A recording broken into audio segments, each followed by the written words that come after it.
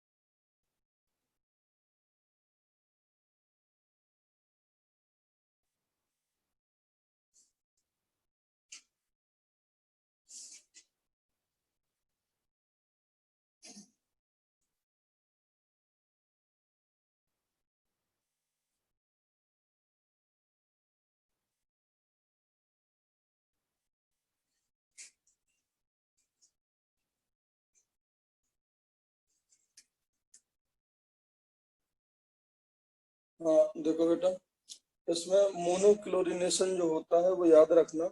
Monochlorination हमेशा sp3 carbon पर ही होता है, बिकॉज इसका जो मैकेनिज्म होता है वो फ्री रेडिकल मैकेनिज्म होता है, और free radical normally double bond और ट्रिपल बॉन्ड के ऊपर बनते नहीं है। तो सबसे पहली बात तो ये याद रखना कि जो क्लोरिनेशन होगा वो इन चार पोजीशंस पे ही होगा, because all four positions are आपका sp3 हाइब्रिडाइज्ड, एंड इस pH पे एक भी sp3 कार्बन नहीं है तो उनके हाइड्रोजन नहीं निकले।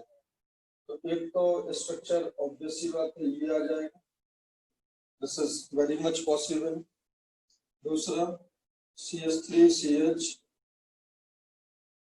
PH CH Cl और CH3 एक दूसरा टाइप का, ये chemically different, four types of chemically different hydrogen है। तीसरा स्ट्रक्चर बेटा ये हो जाएगा,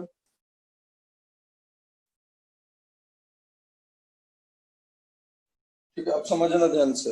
होता क्या है, पहले H निकलता है, H निकला और फिर उसकी जगह क्लोरीन आता है, तो दिस विल बिकम, अब ठीक है, उसके बाद CH2Cl CHPH CH2CH3। अब समझो ध्यान से, ये तीन ऐसे हैं, अगर अगर ये मैंने ऑप्टिकली प्योर बोला था इनिशियली आपको, ये अगर मैंने ऑप्टिकली प्योर बोला है, इट मींस इसका कॉन्फ़िगरेशन मान लेते हैं डी अगर होगा, या तो डी होगा या एल, तो वो अब समझना, ये अगर या तो डी होगा या एल होगा, क्यों बोला है ऑप्टिकली प्योर। और ये देखो यहाँ पे जब क्लोरीन लगा तो ये कायरल सेंटर पे तो कोई इम्पैक्ट हुआ नहीं, ये कायरल सेंटर तो ब्रेक हुआ नहीं है, और जब तक बॉन्ड ब्रेक नहीं हुआ तब तक रिटेंशन होगा। तो यहाँ पे भी ये डी होगा, यहाँ पे भी ये डी होगा, ये बात समझ गए। बट इस वाले में देखो, वो जो कायरल सेंटर था, ओरिजिनल कायरल सेंटर, उस पे बॉन्ड ब्रेक हुआ, रेडिकल बना, फिर क्या हुआ, ऊपर नीचे से अटैक हुआ, so this will be D plus है, मतलब definitely this will be different D, because this chiral centre is different. तो याद रखना जो न्यूली जनरेटेड कायरल सेंटर होंगे उनको हम हमेशा 2 पकड़ेंगे। ये बताओ इसमें और कोई कायरल सेंटर जनरेट हुआ क्या? नहीं, सिर्फ ये यही अकेला है, इसको एक ही पकड़ेंगे। क्यों? क्योंकि because it is already optically. इसमें देखो ये न्यूली जनरेटेड है, ये पहले से नहीं था, इसको पकड़ोगे आप D plus L। So now we will have two of DD and DL. So we will have 2 structures from this, and this is also now newly generated। बेटा समझ पा रहे हो? Because old वाला तो चला गया, so this will have 2, and this is old, so this will be 1। और इसके अलावा और कोई कायरल सेंटर कहीं है क्या? बताओ, ये बात सब लोग समझ गए? तो पॉसिबल नंबर ऑफ स्ट्रक्चर्स कितने होंगे? Number of structures monochloro structure कितने होंगे? 4, because there are 4 types of different chemically different hydrogen of sp3 hybridised carbon. Total कितने हो जाएंगे? ये 1, ये 2, ये 2, तो टोटल होगा 6। Total including stereo isomer. Number of fractions बेटा कितने मिलेंगे? नंबर ऑफ फ्रैक्शंस, अब देखो जरा, ये तो अकेला है तो 1 मिल जाएगा, ये अकेला है तो 1 मिल जाएगा, ये 2 है बट ये पेयर ऑफ डायस्टेरोमर्स। ये क्या है? Pair of diastereomers. और अगर ये पेयर ऑफ डायस्टेरोमर्स है तो आपको एक दोनों सेपरेट हो जाएंगे, बिकॉज इनका physical and chemical properties different होता है। तो 1 2 2 4, और ये पेयर ऑफ एनेंशियोमर्स है, और pair of enantiomers fractional distillation से सेपरेट नहीं होते हैं। तो इसका आंसर आएगा 5। So your correct answer will be 465। एक बार हैंड रेज करो, कितने लोग का 465 आया था?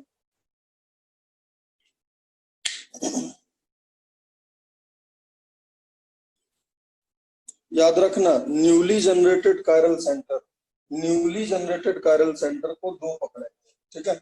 और जो ओल्ड कायरल सेंटर है उसमें अगर ऑप्टिकली प्योर दिया है या इफ नथिंग इज स्पेसिफाइड तो एक ही कंपाउंड होगा ना, तो ऑप्टिकली प्योर कंसीडर करेंगे।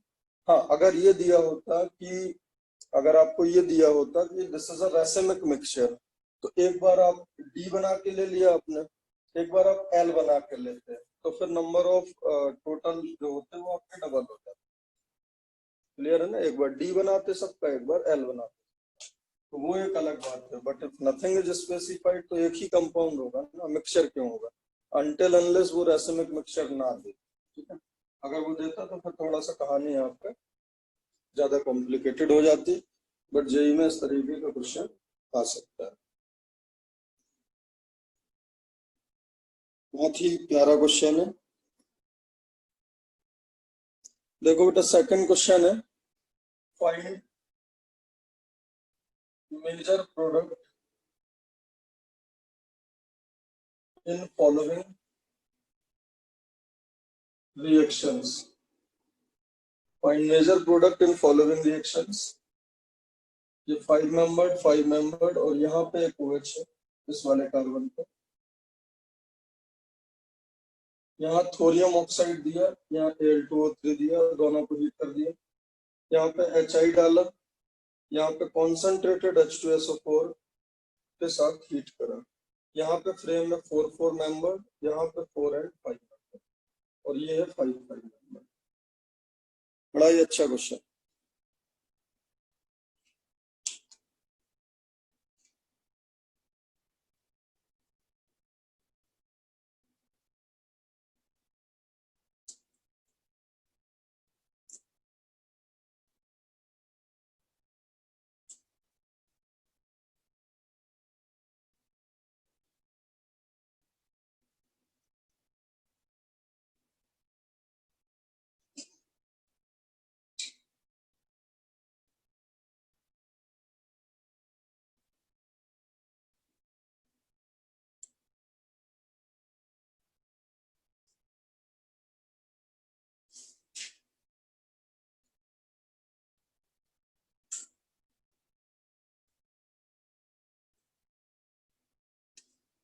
इसमें जो प्रोडक्ट को A बोल देंगे, इसको B, इसको सी और इसको डी।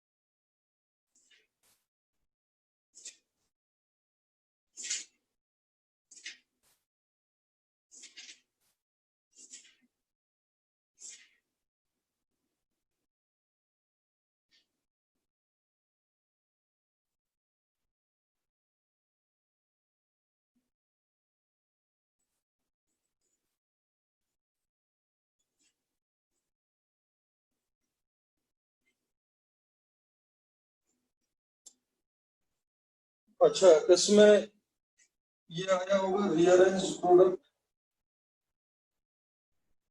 एक बार चेक करो।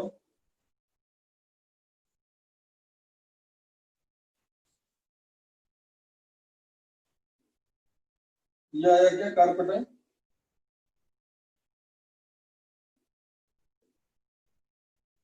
ये कार्पेटाइन आया क्या किसी का? हाँ सर। देखो सुनो, एक बात याद रखना, अगर अल्कोहल है, अल्कोहल में अगर आप हाइड्रा एसिड डालो तो ये होता है always SN reaction, always SN reaction, ठीक है। और ये अभी कितना डिग्री था? 3 degree alcohol.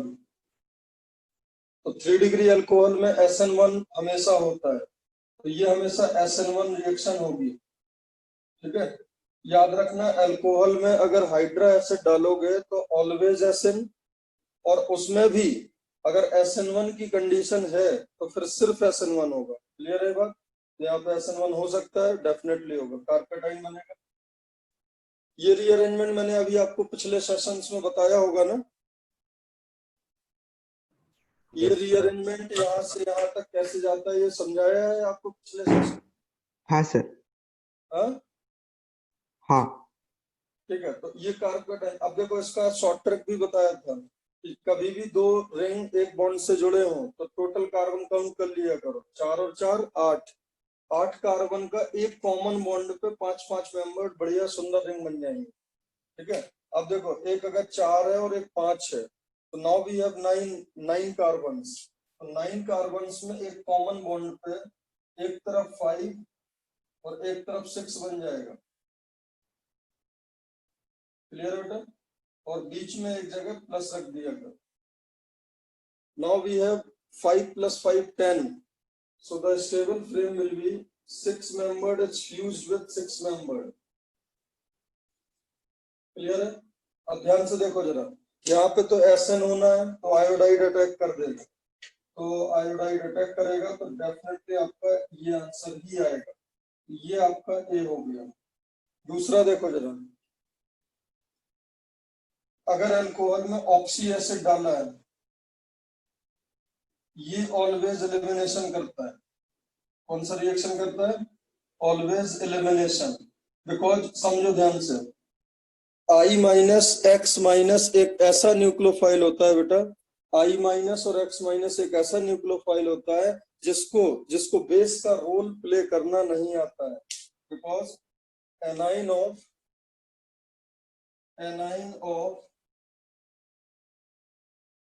HX cannot play the role of base because देखो जरा Ka of Hx into Kb of x minus is equal to Kw. तो Kb of x minus will be Kw divided by Ka of Hx, and Ka of Hx will tend to infinity. So Kb of x minus will tend to 0. मतलब जो आपका HCl, HBr, HI है, उनके जो A9 है वो base का role play ही नहीं कर सकते हैं। जब बेस का रोल प्ले ही नहीं कोई कर सकता है तो वो सिर्फ एनाइन न्यूक्लियोफाइल का काम करेगा। हेंस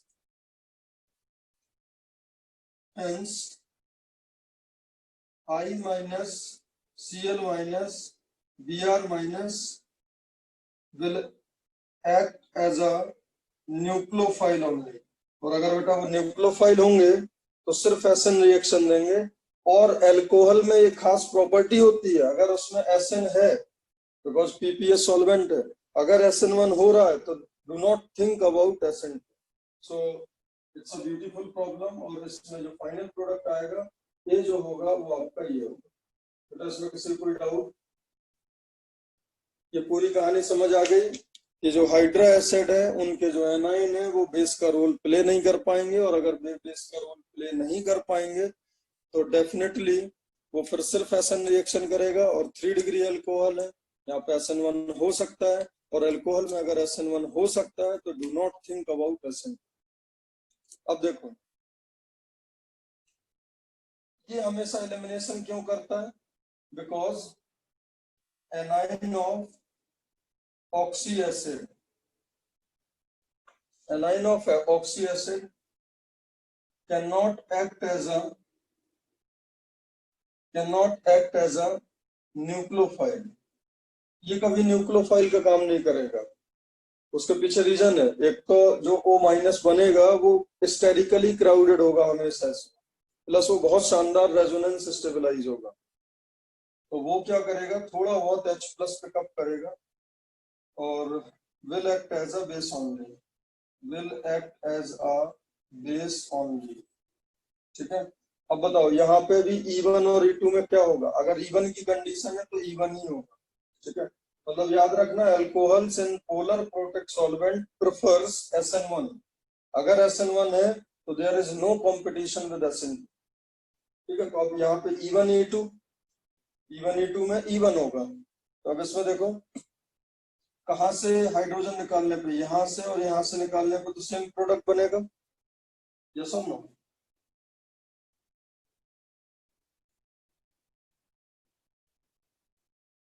तो ये प्रोडक्ट हो गया प्लस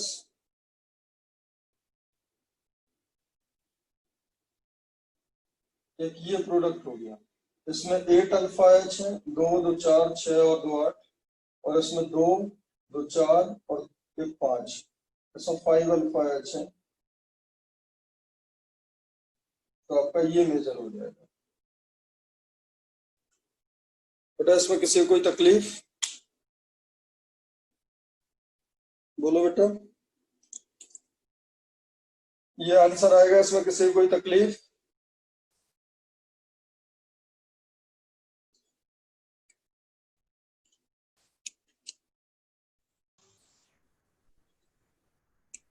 सर हाँ सर वो 6 मेंबर ड्रिंक हो जाएगी ना राइट साइड? हाँ, 1 6 है ना। हाँ ठीक है, वो जो फ्रेम है वो तो रहेगा।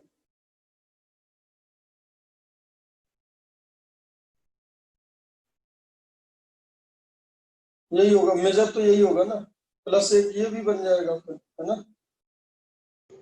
अच्छा ये माइनर होंगे, ये माइनर हो। अच्छा अब इसमें बताओ जरा क्या होगा, कहाँ पे पाई हो, क्या होगा इन दोनों? ये रिएक्शंस के बारे में मालूम है क्या? हाँ सर। क्या होता है? सर कार्बोकैटायन नहीं बनता। यस, इनमें कार्बोकैटायन बनता ही नहीं है, तो रीअरेंजमेंट की कोई संभावना नहीं होगी।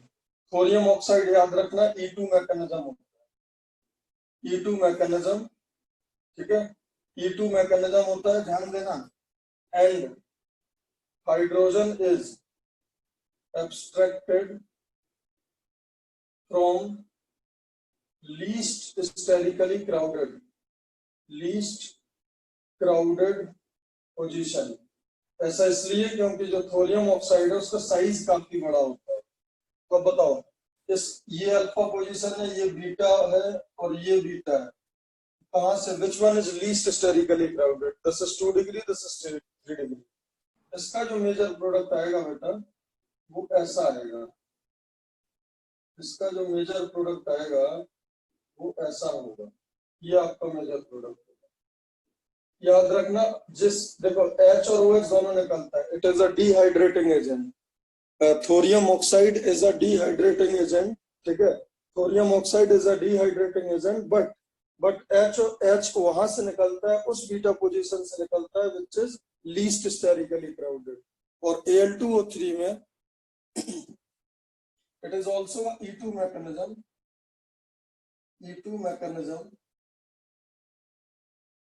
ठीक है, it is a E2 mechanism and hydrogen is abstracted from according to stability of alkene, मतलब सेट-जेफ एल्कीन बनता है। क्लियर है बेटा? तो बताओ कहां से निकलने पे ज्यादा स्टेबल एल्कीन बनेगा?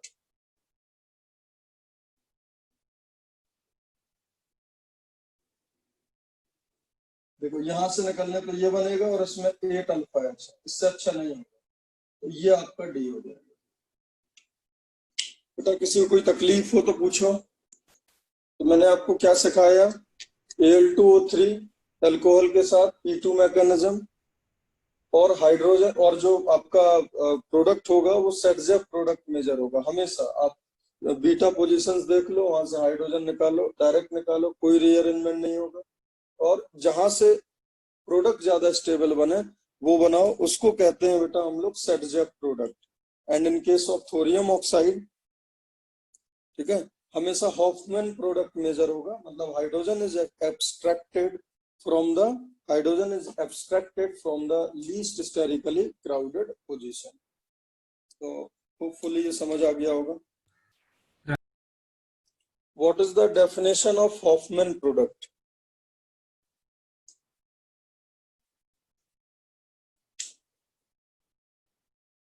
बोलो।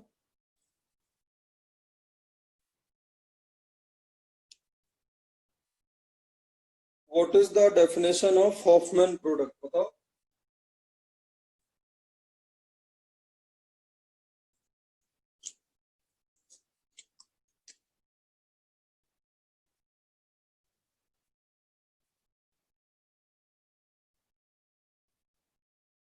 आवाज आ रही है बेटा?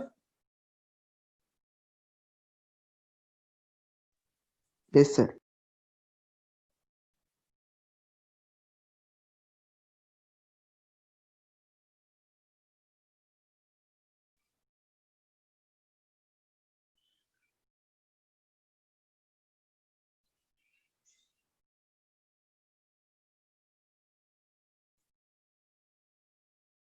चलो इसमें बनाओ प्रोडक्ट।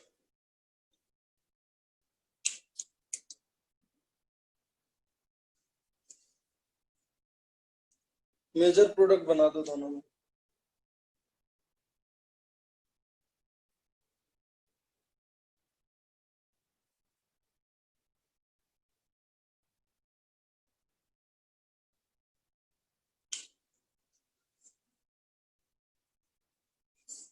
देखो बेटा क्या होता है, समझो ध्यान से, E2 और E1 CV में बहुत हल्का सा डिफरेंस है, मतलब E2 रिएक्शन में थोड़ा सा अगर नेगेटिव चार्ज आ गया तो it will have E1 CV character, ठीक है।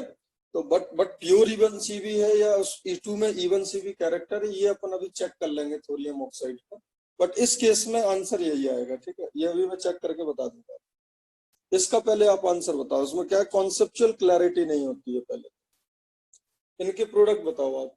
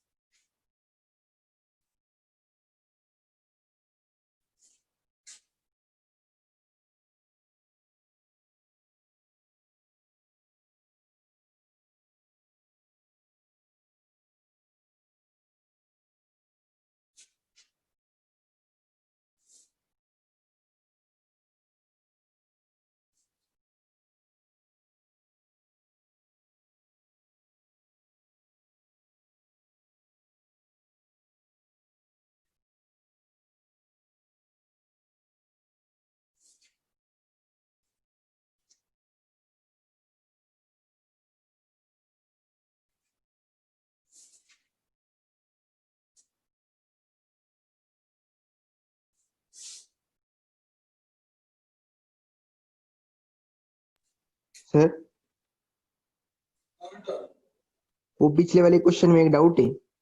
हाँ बोलो। अगर हमने P2O5 लिया तो कौन सा वाला प्रोडक्ट बनाने का?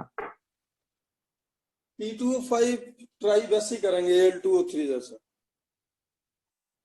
अच्छा बट P2O5 नॉर्मली गिवन नहीं होता है। ओके।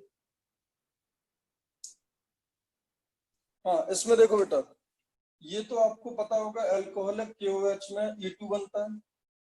बोलो, ये E2 रिएक्शन का कैरेक्टरिस्टिक रिएजेंट होता है।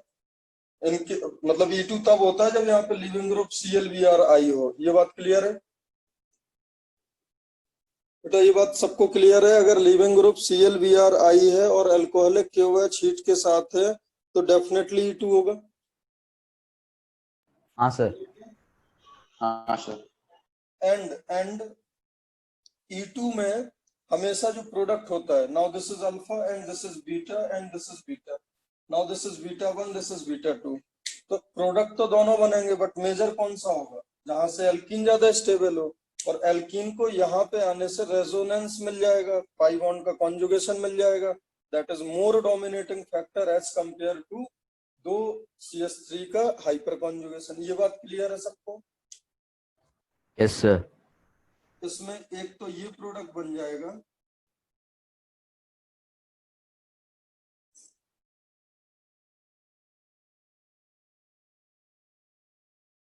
एक तो ये प्रोडक्ट मिलेगा आपको, प्लस एक प्रोडक्ट ये मिलेगा।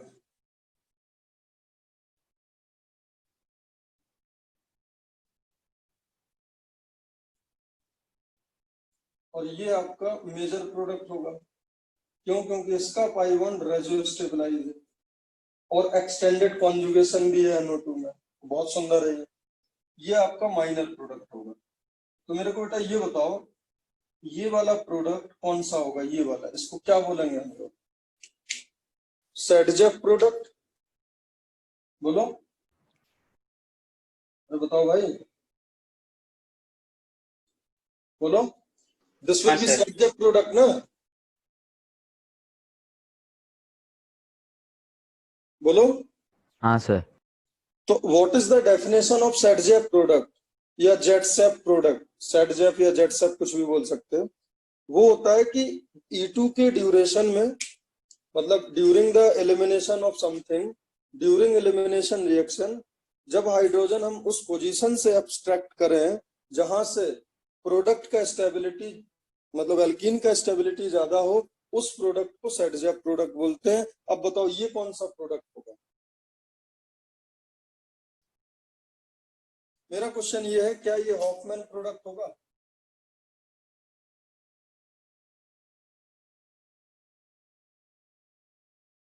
बोलो।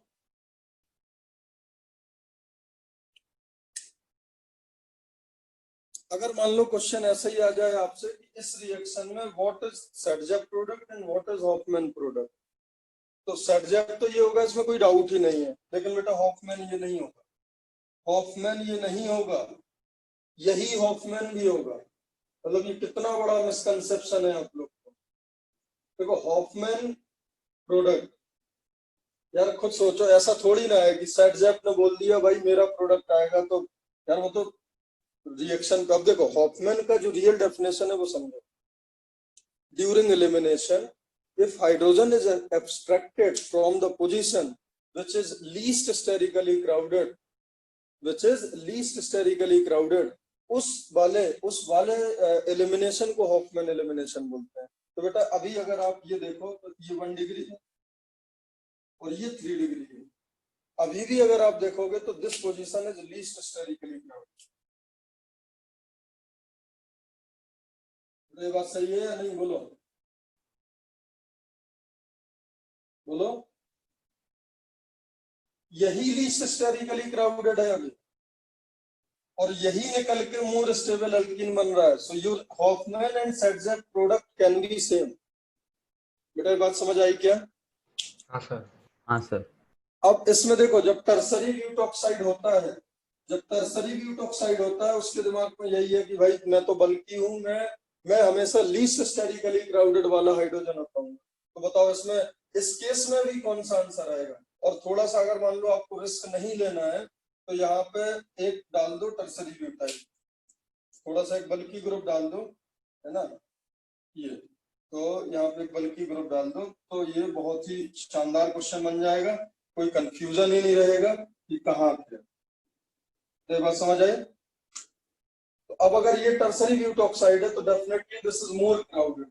अगर इन सेंस ऑफ डिग्री तो था ही वो, अगर यहाँ CS3 भी होता तब भी होता, बट जेई में आएगा तो अब बच्चे सोच सकते हैं सर यहाँ फिनाइल रिंग वैसे भी प्लेनर होता है, ठीक है, तो this is more sterically crowded. अब लीस्ट स्टेरिकली क्राउडेड से उठाता है हमेशा।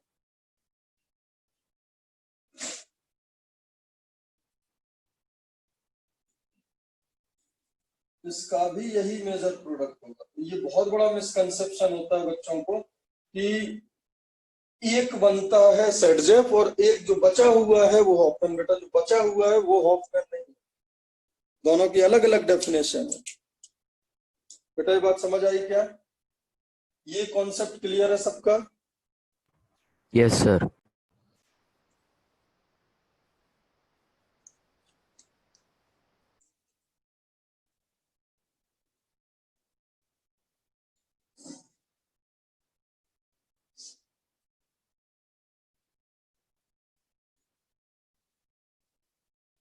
तो बेटा कौन सा रिएजेंट किस पैटर्न पे रिएक्शन करता है ये बहुत इंपॉर्टेंट है। नेक्स्ट क्वेश्चन देखो, CS3CHX and X can be fluorine NR3+ SR2+। इसमें डाला एक बार टर्सरी ब्यूटॉक्साइड और एक बार डाला अल्कोहलिक KOH, दोनों केसों मेजर प्रोडक्ट बनाओ। अच्छा ये रिएक्शन कौन सी होती है आपको मालूम है क्या?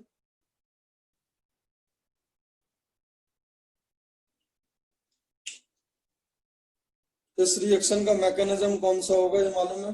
E1CB। E1CB। और कोई? Anybody with the different answer other than E1CB?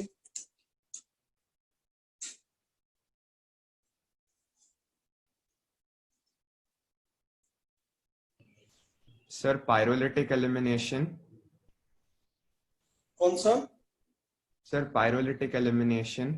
तो उसका मैकेनिज्म कौन सा होगा? E1CB? नहीं, वो transition state, it goes through a transition state. तो आप E1CB टिक करोगे या E2?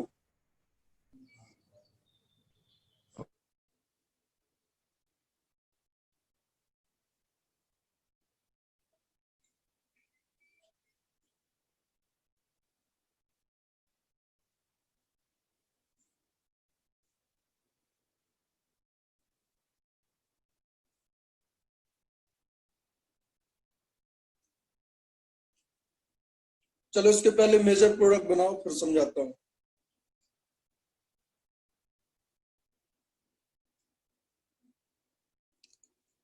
हाँ देखो जरा इसमें क्या होता है। मैं यहाँ पे इसका करेक्ट वो लिख रहा हूँ मैकेनिज्म।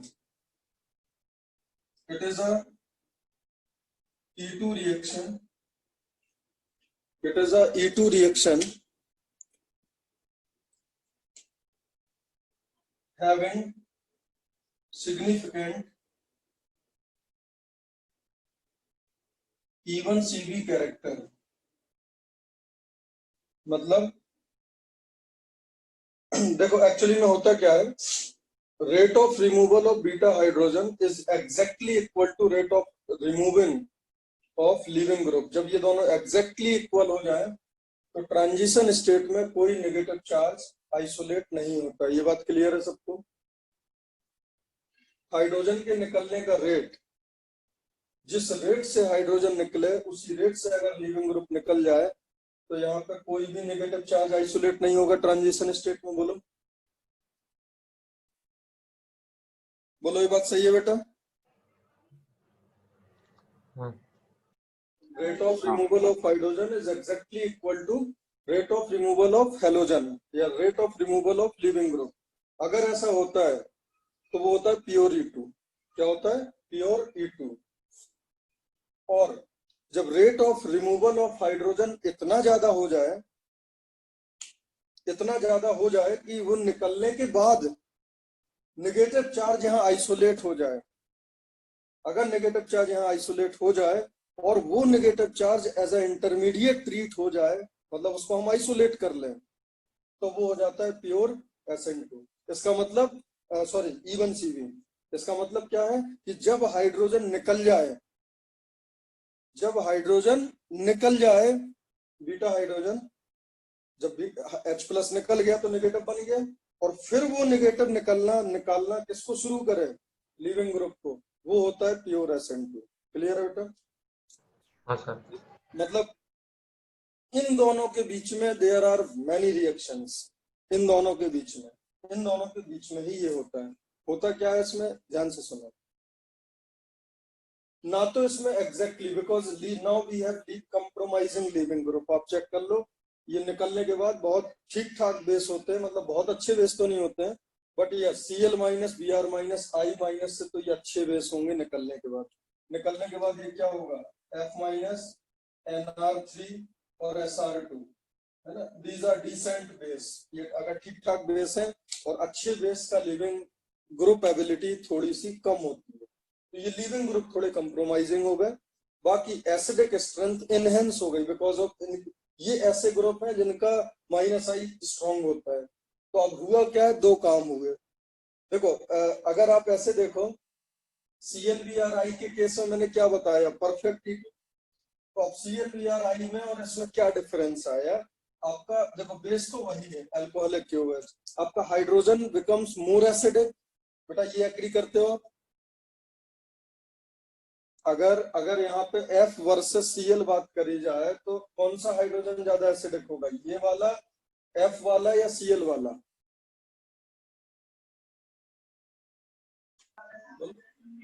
डेफिनेटली F वाला, बिकॉज F का -I ज्यादा है। अरे बोलो बेटा। हाँ सर। हाँ, तो अगर F वर्सेस Cl डिस्कशन करा जाए तो this hydrogen is more acidic, और F वर्सेस अगर Cl बोला जाए तो लिविंग ग्रुप एबिलिटी भी Cl की ज्यादा है। इसका मतलब अगर Cl वाले केस में इक्वल है दोनों, बिकॉज मैंने उसको क्या बोल दिया, दिस इज आइडियल E2। तो ऑब्वियस सी बात है, अब फ्लोरीन वाला तो आइडियल E2 नहीं होगा। तो एक्चुअली में फ्लोरीन वाला जो होता है उसमें सिग्निफिकेंट E1CV कैरेक्टर आ जाता है। आई एम नॉट सेइंग कि it is a E1CV reaction, but इसमें सिग्निफिकेंट E1CV आने के बाद ट्रांजिशन स्टेट में नेगेटिव चार्ज एक्युमुलेट हो जाता है। और अब बताओ, नेगेटिव चार्ज यहाँ ज्यादा स्टेबल होगा या यहाँ ज्यादा स्टेबल, मतलब दिस इज β1, दिस इज β2, बीटा वहां 1। पे नेगेटिव चार्ज ज्यादा स्टेबल होगा। beta 1.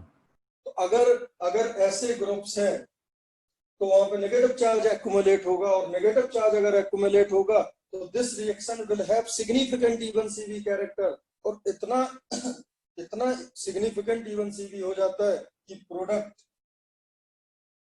Major product will be according to stability of carbanion. Clear बेटा?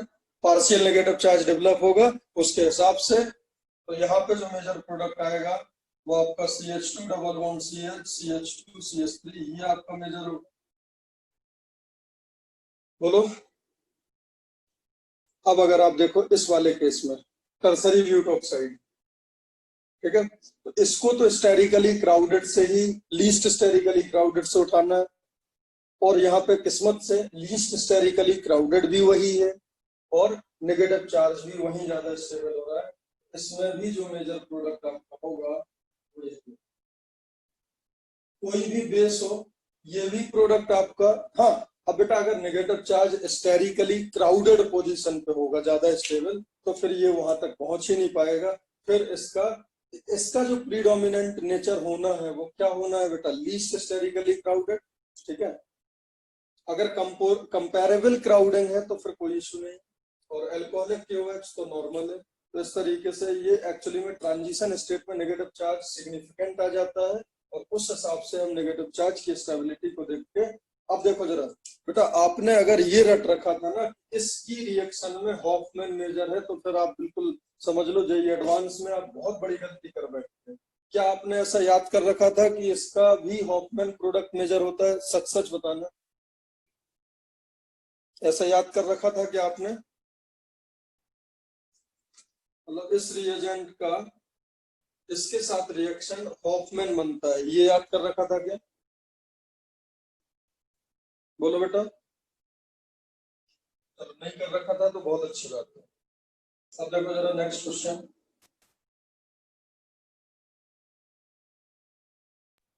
सर हाँ इसको हम E2 टिक करेंगे या E1 CV? गजब हो यार, लिख तो दिया है, कोई पूछेगा क्यों? फिर बेवकूफ है क्या कोई? मैंने क्या लिखा है? It is a E2 reaction. मैंने क्या लिखा है? It is a E2 reaction having significant E1 CV। इसका क्या मतलब है तुम बताओ? हाँ सर समझ गए। इसका मतलब ये है ना कि ये एक्सट्रीम केस वाले नहीं है, ये बीच वाला है। हाँ, इसमें अगर पूछा जाए तो you will go with E2, साफ साफ लिखा है ना। अगर ये E1 CV होता तो मैं ऐसे लिखता, it is a E1 CV reaction having E2 character. E2 character क्या होता है? E2 तो आइडियल है। क्लियर है बेटा? Definitely sir. It is E2। In many books it is given E1 CV, जो कि गलत है।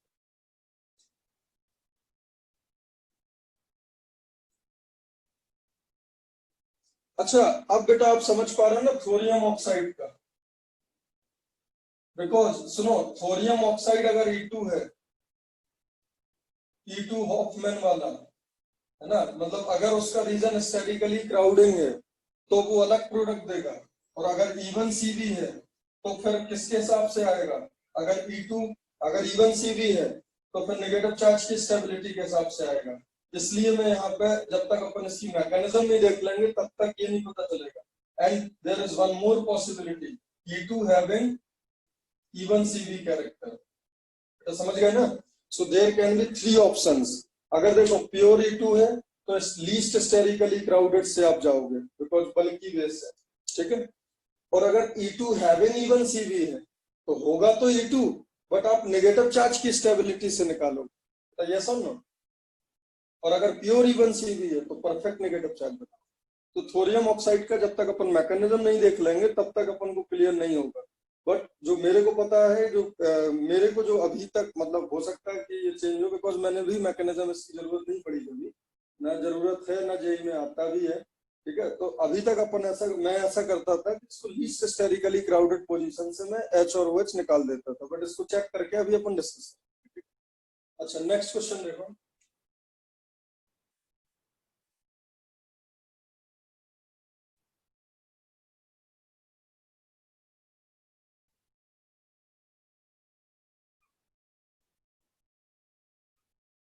इसका मेजर प्रोडक्ट बनाओ।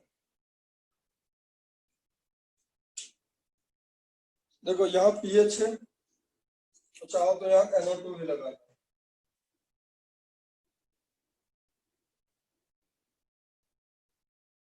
यहाँ पीएच के साथ NO2 है, ये CH2 CHX, इंडेक्स वही है CH CH3 CH3।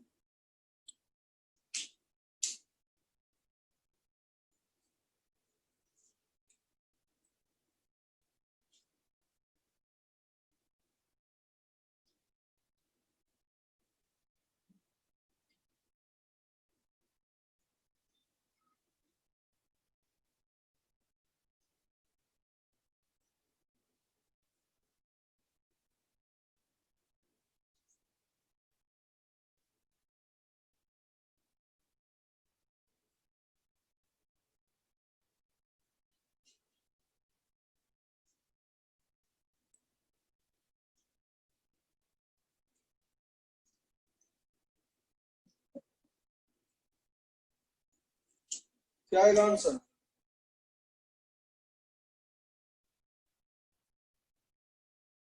कहाँ पे नेगेटिव चार्ज ज्यादा स्टेबल होगा, यहाँ या यहाँ? यहाँ पे ज्यादा स्टेबल होगा ना। अरे नेगेटिव चार्ज बेंजीन में रेजोनेंस करेगा, फिर NO2 में जाएगा। बोलो यस बेटा। सर। हाँ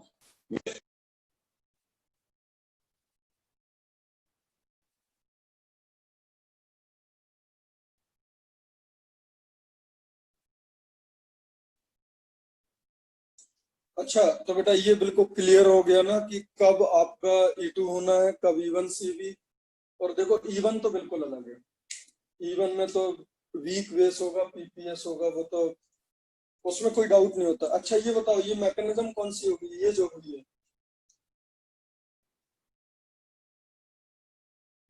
इसको E2 बोलोगे या E1 CV बोलोगे या E2 having E1 CV character, this reaction?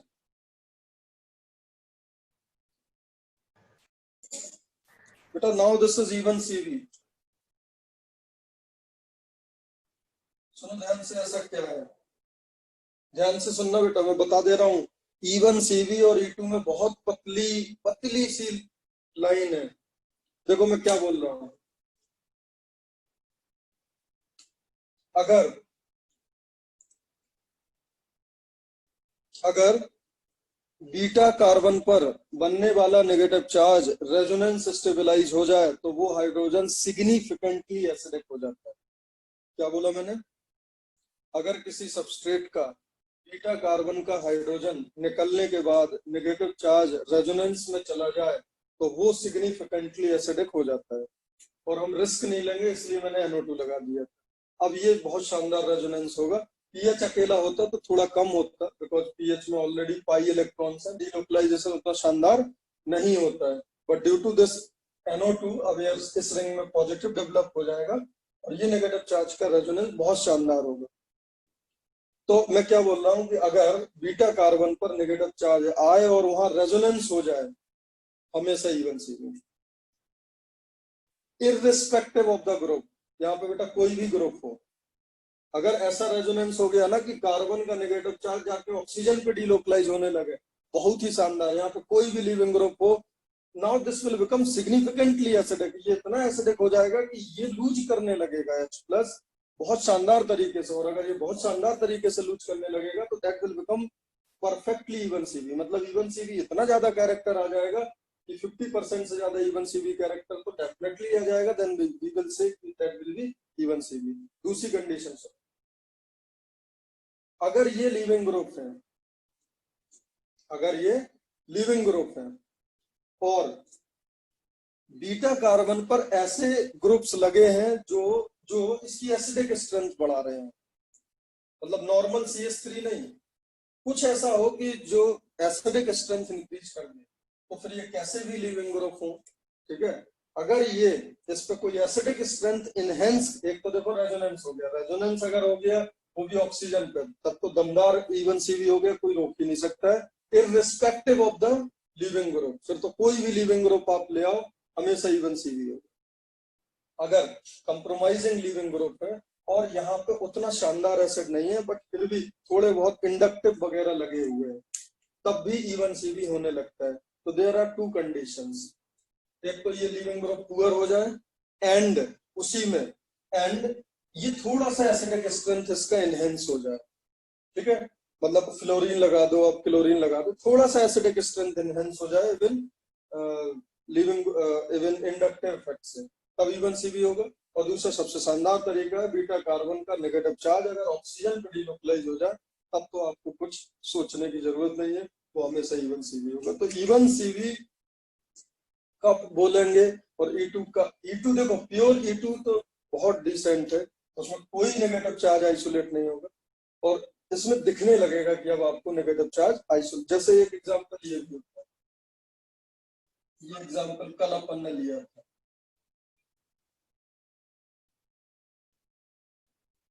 देखो कितना पुअर लिविंग ग्रुप है, बोलो बेटा पुअर लिविंग ग्रुप है ये, बोलो। हाँ सर। यहाँ पे बेस डाला है और हीट करा है। अब देखो मैं ये बोल रहा हूँ कि ये बताओ E1 CV मैकेनिज्म होगा या E2? मैं साफ साफ आपको क्लियरली बता चुका हूँ कि ये अल्फा है, ये बीटा है, और बीटा कार्बन का नेगेटिव चार्ज अगर रेजो स्टेबलाइज हो जाए तो that will become E1 CV। बेटा समझ गए? ये कुछ ऐसा होगा देखो, और फिर ये ऐसे निकालेगा, क्लियर? क्या आ जाएगा आंसर?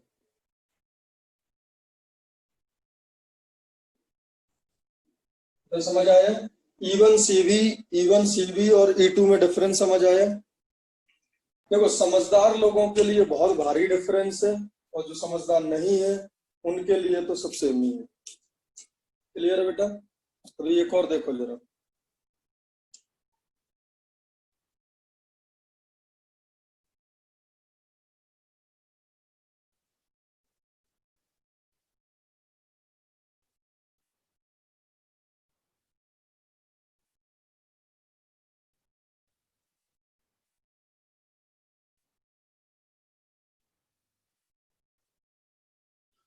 देखो, ये तो पक्की बात है बेटा, हाइड्रोजन तो यही निकलेगा, इकलौता हाइड्रोजन है। जब हाइड्रोजन ये निकलेगा तो ना हो दिस इज बीटा, तो फिर बगल वाला ही अल्फा होगा। इसका मतलब लीविंग ग्रुप फिर फ्लोरीन है। अब समझो जरा, यहाँ पे लीविंग ग्रुप कंप्रोमाइजिंग है। बोलो बेटा, अगर लीविंग ग्रुप कंप्रोमाइजिंग है तो उसके साथ हाइड्रोजन नॉर्मल नहीं होना चाहिए, हाइड्रोजन ऐसा होना चाहिए जो सिग्निफिकेंटली एसिडिक हो जाए। रेजोनेंस ना हो बहुत शानदार, बट थोड़ा बहुत स्टेबलाइजेशन तो होना चाहिए। अब देखो, ये हाइड्रोजन की बताओ एसिडिक स्ट्रेंथ इंक्रीज हुई है या नहीं? नॉर्मल ऑर्डिनरी CH3 से बोलो। हाँ सर। तो ये जो मैकेनिज्म होगा ये क्या होगा? E1CV, और इसमें जो प्रोडक्ट बनेगा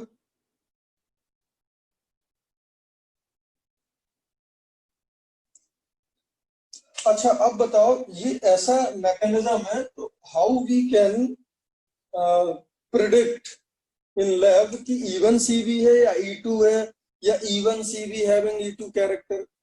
how we will isolate this? मतलब ये पता कैसे चलेगा हमें? मतलब साइंटिस्ट को कैसे पता चल रहा होगा? साइंटिस्ट को तो रिएक्टेंट पता है और प्रोडक्ट पता है, इंटरमीडिएट थोड़ा ना आइसोलेट होता है। मतलब आइसोलेट कर सकते हैं इन स्पेशल कंडीशन, बट उस रिएक्शन वेसल में वो थोड़ी ना चल जाएगा भाई कार्ब एनाइन कंप्लीटली बन चुका है या कार्ब एनाइन 40% बन चुका है। हाउ वी विल डिफरेंशिएट कि दिस इज E2 और this is E1CV and this is आपका E2 with having E1CV character? इसको प्रैक्टिकली हम कैसे करेंगे? हाँ सर, हाँ, आप प्रोडक्ट का स्टीरियोकेमिस्ट्री देखकर डिटरमाइन कर सकते हो ना? कैसे? सर, क्योंकि अगर प्योर E2 रिएक्शन हो रहा है तो जो एलिमिनेशन होगा वो एंटी एलिमिनेशन होता है। Perfect perfect. और अगर if it is tending towards E1CV तो इंटरमीडिएट कार्बेनियन बनता है। करेक्ट। तो carbanion can either attack from the top और बॉटम, तो ऐसा दोनों प्रोडक्ट। बिकॉज ऑफ फिलिपिंग है ना? Right right. Correct. Yes yes, this can be one of the way. और कोई? सर सर अपने काइनेटिक्स से सर मतलब बेस का कंसंट्रेशन चेंज करते रहे तो उस पे इफेक्ट क्या है रेट पर? नहीं बेटा, ऑर्डर तो दोनों का 2 ही होता है ना। ओवरऑल ऑर्डर तो दोनों का 2 ही होता है। हाँ हाँ सर। E1CV का मॉलिकुलैरिटी 1 होगा बेटा, ठीक है, बट ऑर्डर 2 होगा। E2 का मॉलिकुलैरिटी भी 2 होगा और ऑर्डर भी 2 होगा। So we cannot determine by changing just concentration of base and all, because order तो दोनों के रिस्पेक्ट में 2 ही है। अच्छा, ये बात क्लियर है ना सबको? E1 में ऑर्डर भी 1 है और मॉलिकुलैरिटी भी 1 है। E2 में ऑर्डर भी 2 है, मॉलिकुलैरिटी भी 2 है। E1CV में ओवरऑल और मॉलिकुलैरिटी 1 होता है और ऑर्डर 2 होता है। ये तो मालूम होगा ना? बोलो।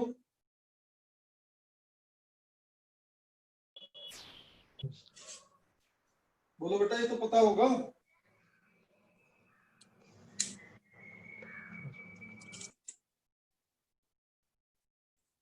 E1 में molecularity and order both are 1, E2 में दोनों 2। E1CV में बेटा बेस का रोल तो है ही ना, बेस का रोल है तो ओवरऑल ऑर्डर 2 होता है। हाँ, RDS का मतलब जो उसका रेट है वो एक ही स्पीसीज पे डिपेंड करता है, because molecularity is seen by RD step only, so that is govern by substrate only, ठीक है, उसी पे डिपेंड करता है। तो molecularity is 1 and order is 2। अच्छा, एक और बहुत शानदार तरीका होता है E2 वर्सेस E1 CV पता लगाने का। बताओ क्या यार? डी एक्सचेंज सुना है? बोलो। आप ये रिएक्शन OD माइनस और D2O में कराओ, OD माइनस और D2O में कराओ, ठीक है।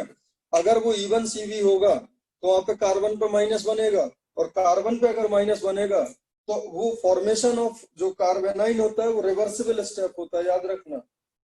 तो फिर क्या होता है कि कुछ ऐसे प्रोडक्ट आपको मिलते हैं जिनमें ड्यूटेरियम लगा होता है और रिवर्स डायरेक्शन में जाके। तो अगर ड्यूटेरियम एक्सचेंज का अमाउंट वहां पे बिल्कुल डिसेंट है, बहुत ज्यादा है, तो फिर हम बोल देंगे वो E1 CV है। और अगर कोई ड्यूटेरियम आपको कहीं दूर दूर तक कोई ड्यूटेरियम नहीं मिल रहा है किसी भी सबस्ट्रेट के किसी भी उसमें, और तो फिर उसको क्या बोलते हैं? तो डी एक्सचेंज आपका E2 में नहीं होता है, बिकॉज देखो डी एक्सचेंज का मतलब क्या है? हाइड्रोजन की जगह डी आएगा।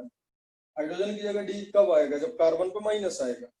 अगर कार्बन पे माइनस आइसोलेट ही नहीं होगा तो फिर कहां से डी आएगा? सो डी एक्सचेंज बहुत इंपॉर्टेंट है। कई बार वो इसमें प्रोडक्ट पूछ लेता है, देखो ऐसे OD माइनस D2O, तो यस ये एक प्रोडक्ट तो बनेगा ही बेटा। कौन सा वाला? Cl। ये तो बनना ही है, इसको तो कोई रोकेगा ही नहीं। साथ में एक प्रोडक्ट और बनने लगता है, कौन सा? ये वाला, डी एक्सचेंज वाला।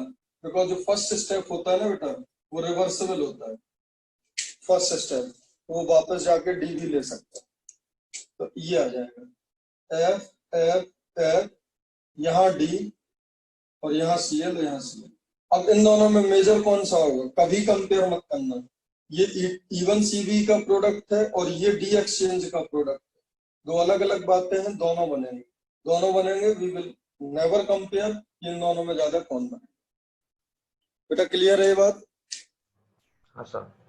सो Yes, D sir. Exchange is very useful in predicting कि वो E1 CV है या E2 है।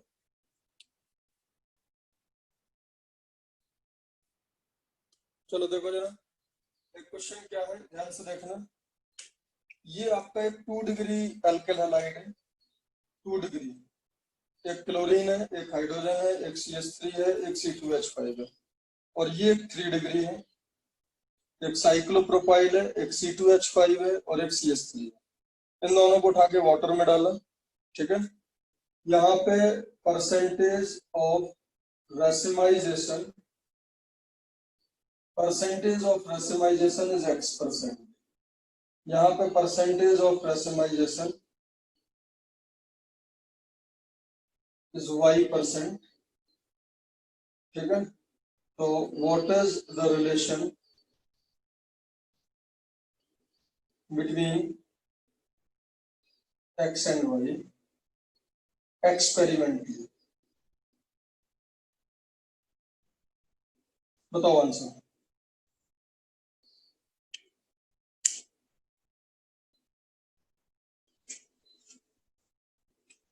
बहुत थॉटफुल क्वेश्चन है, बहुत प्यारा क्वेश्चन।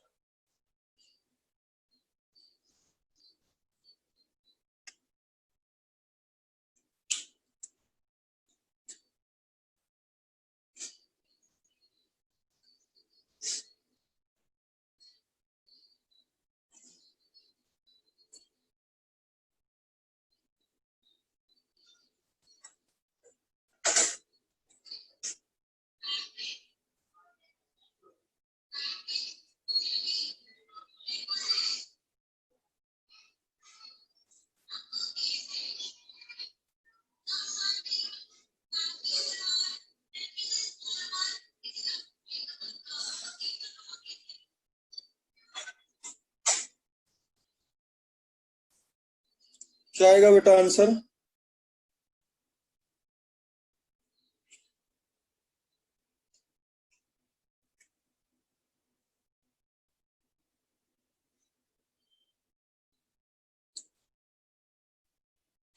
आंसर क्या आएगा? Y is greater than X।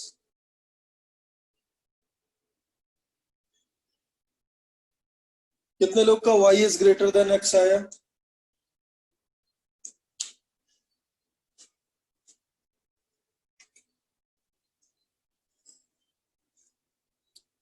Pranav बताओ जरा कैसे?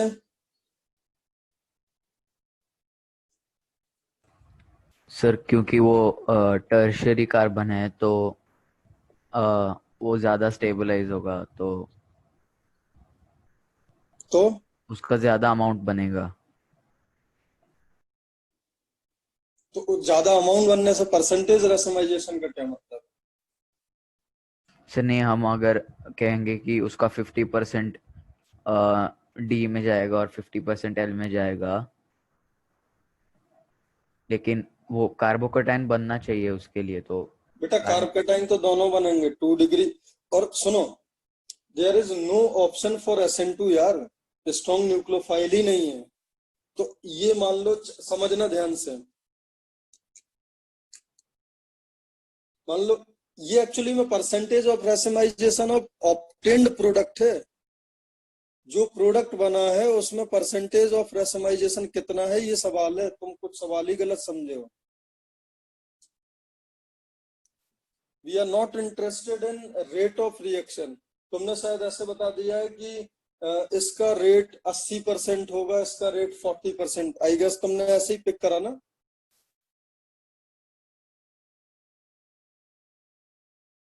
बोलो।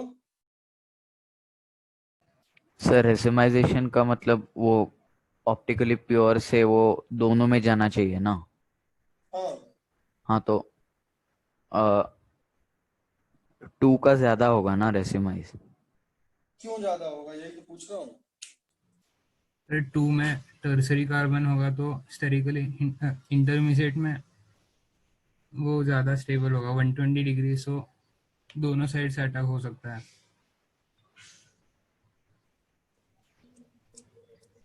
हाँ मतलब आप लोग को इसके बारे में आइडिया नहीं है एक्चुअली में। सर सुनो, हाँ सर दूसरे वाले रिएक्टेंट में हाँ वो साइक्लोप्रोपिल रिंग जब कार्बोकेटाइन बनेगा कार्बन पे, हाँ, तो cyclopropyl ring it undergoes dancing resonance, right?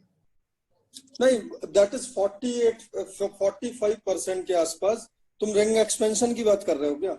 नहीं सर, जैसे जब आपके पास एक कार्बोकेटाइन रहता है और उसके बगल में एक रिंग 3 मेंबर्ड रिंग रहता है, तो देयर करेक्ट इज करेक्ट, तो वो एक्स्ट्रा स्टेबल हो जाता है, ठीक है। राइट। हाँ तो उससे क्या होगा?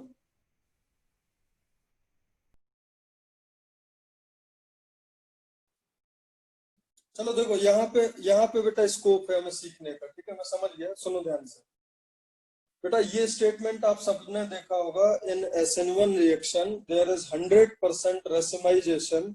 In SN1 reaction theoretically there is 100% racemization. ये आप सबने सुना है या नहीं? In SN1 reaction there is 100% racemization theoretically। Sir ये बात तो सही है ना? थ्योरेटिकली का क्या मतलब है? SN1 रिएक्शन में कार्बोकेटाइन बना और कार्बोकेटाइन प्लेनर है। अब 50% ऊपर से अटैक करेगा, 50% नीचे से अटैक करेगा। So if your substrate is chiral then, और SN1 रिएक्शन अगर हो रहा है तो SN1 ये होता है कि लीविंग ग्रुप निकल के पहले बने प्लेनर कार्बोकेटाइन, फिर ऊपर और नीचे से अटैक करे। सो थ्योरेटिकली देयर इज 100% रेसिमाइजेशन। ये स्टेटमेंट आप लिख लो। सर उसके लिए क्या? सारा सबस्ट्रेट को कार्बोकेटाइन बनने की जरूरत है ना। हाँ यार, नहीं तो SN1 कैसे होगा? हाँ सर, तो सेकंड केस में ज्यादा स्टेबल कार्बोकेटाइन। बात सुनो, ज्यादा स्टेबल कम स्टेबल की है ही नहीं। तुम समझो बात को, ठीक है। एक बात फील करो, if you are getting AIR under 50, ठीक है, AIR 50, then you will get computer science in IIT Bombay. That is the best branch in best college. तो अब तुम्हारा रैंक 1 आया और 50 आया, तुम ये कैसे बोल सकते हो कि 1 वाले के चांस, जब 60 सीट है, जब 60 सीट्स हैं, तो 50 वाले को मिलेगा ना। So this is like this, 2 degree में भी कार्बोकेटाइन बनता है, 3 डिग्री में भी कार्बोकेटाइन बनता सर है। हाँ वो क्या होता है कि मतलब जब 2 डिग्री मतलब जब SN1 रिएक्शन होती ना, तब हाँ जब लिविंग ग्रुप मतलब निकलना शुरू होता है, तब थोड़ा थोड़ा मतलब एक तो हाँ हाँ, वो इन्वर्टेड थोड़ा प्रोडक्ट, थोड़ा, हाँ वो बताऊंगा, इन्वर्टेड। अभी बताऊंगा बताऊंगा। सुनो सुनो, मेरी बात ध्यान से सुनो यार, मैं क्या बोल रहा हूँ उस उन स्टेटमेंट को पकड़ो। देखो, अगर कोई बोल रहा है SN1 रिएक्शन, अगर कोई बोल रहा है SN1 रिएक्शन, मतलब ये कार्पेटाइन बन रहा है और उसके बाद फिर उसको ऊपर और नीचे से अटैक हो रहा है। मान लो ये 100 मॉलिक्यूल का कार्पेटाइन बना, तो भाई 50 पे ऊपर से अटैक करेगा, 50 पे नीचे से अटैक करेगा। So the product will B 100% रेसिमाइज ना, ये फील करो। हाँ आप सर, समझा। आप लोग गलत डायरेक्शन में फंस रहे हो। आप बोल रहे हो कि सर इसका 2 डिग्री है, इसकी रिएक्टिविटी ही कम है। ठीक है भाई, 1000 मॉलिक्यूल में से इसके 500 मॉलिक्यूल कार्पेटाइन बना पा रहे होंगे, बट उन 500 में 250 ऊपर से और 250 नीचे से अटैक होगा ना, तो हाँ दैट इज 100% रेसिमाइज। और इसके 1000 में से हो सकता है 1000 बना ले, तो 1000 में से 1000 बनाएंगे तो इसमें 500 में ऊपर से, 500 में नीचे से, सो दिस इज आल्सो 100% रेसिमाइज। बेटा ये बात क्लियर है सबको? हाँ sir. theoretically there is 100% racemization in SN1 reaction, ये लिख लो स्टेटमेंट। उसके बाद सेकंड स्टेटमेंट लिखो, but experimentally inverted product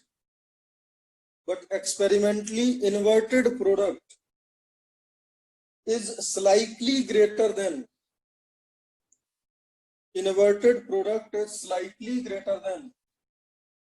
retention product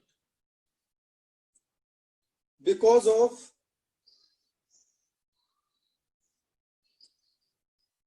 of intimate ion pairs।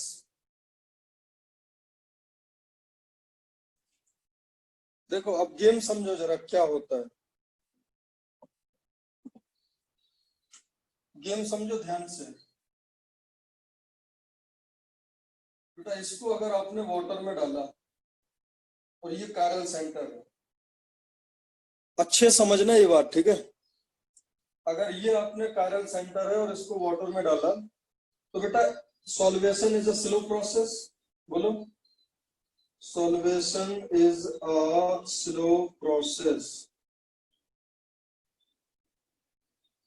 तो जब स्लो प्रोसेस होगा तो ये इस फॉर्म में भी तो ऑब्जर्व होगा। एक्चुअली में ये बॉन्ड टूट रहा होगा, ये बॉन्ड टूट चुका है, बट ये अभी भी एक दूसरे के पास है। इसको बोलते हैं intimate ion pair.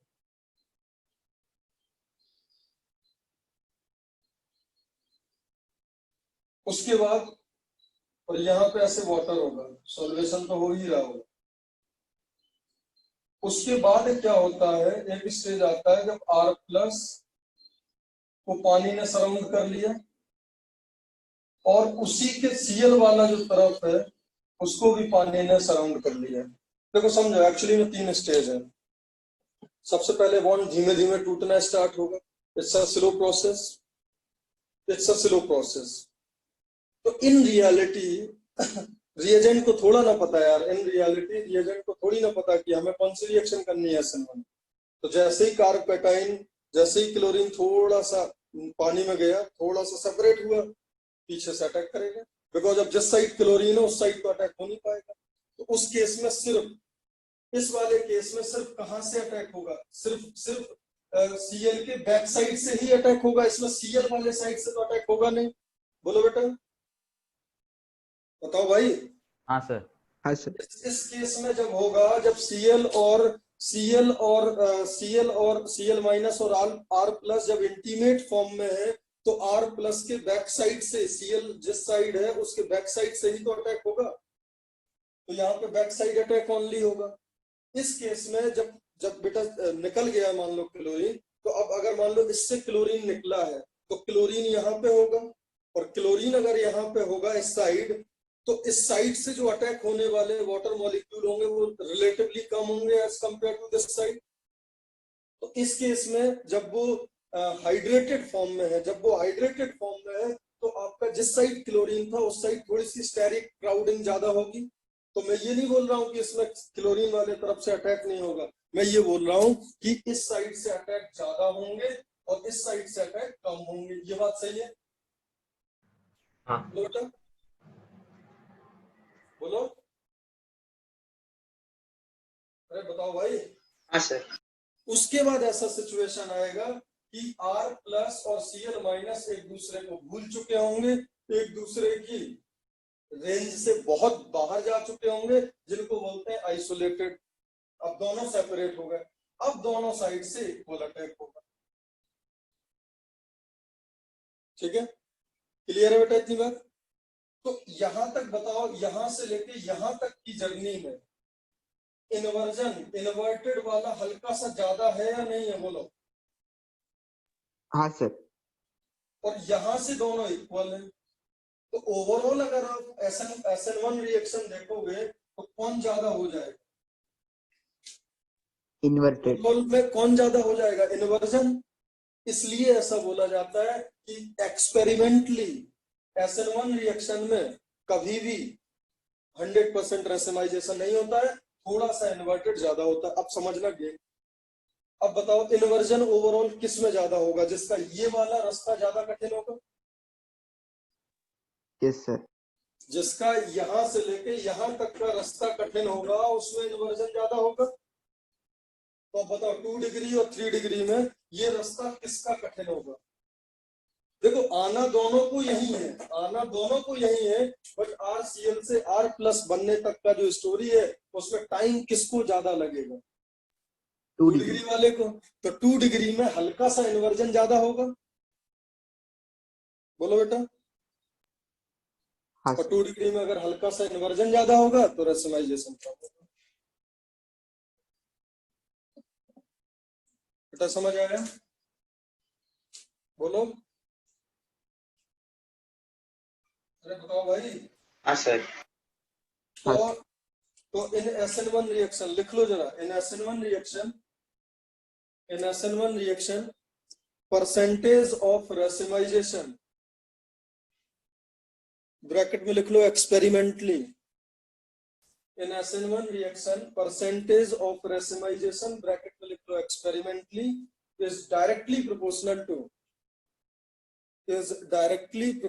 To stability of carbocation.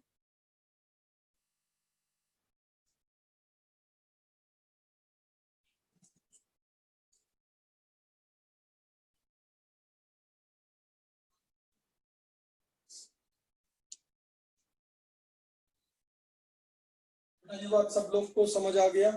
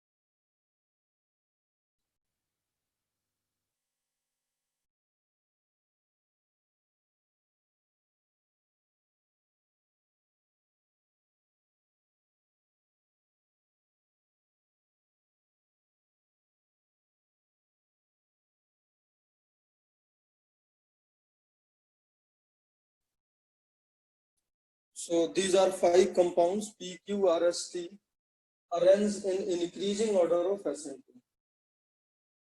बहुत ही जबरदस्त प्यारा क्वेश्चन है, बहुत ही शानदार।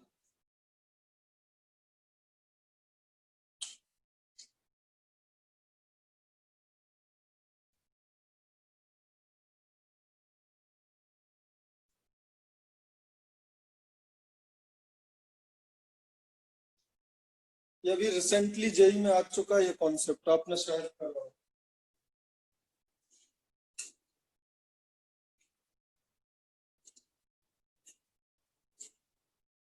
अच्छा, आप लोग ने प्रीवियस ईयर जेई के question as a paper wise करे क्या? वो नहीं 37 ईयर्स और 37 ईयर्स में चैप्टर वाइज अपन कर लेते हैं, तब तो जेई में आए हुए क्वेश्चन बहुत हल्के लगते हैं। वैसे नहीं, आपने एज अ पेपर करे हैं क्या?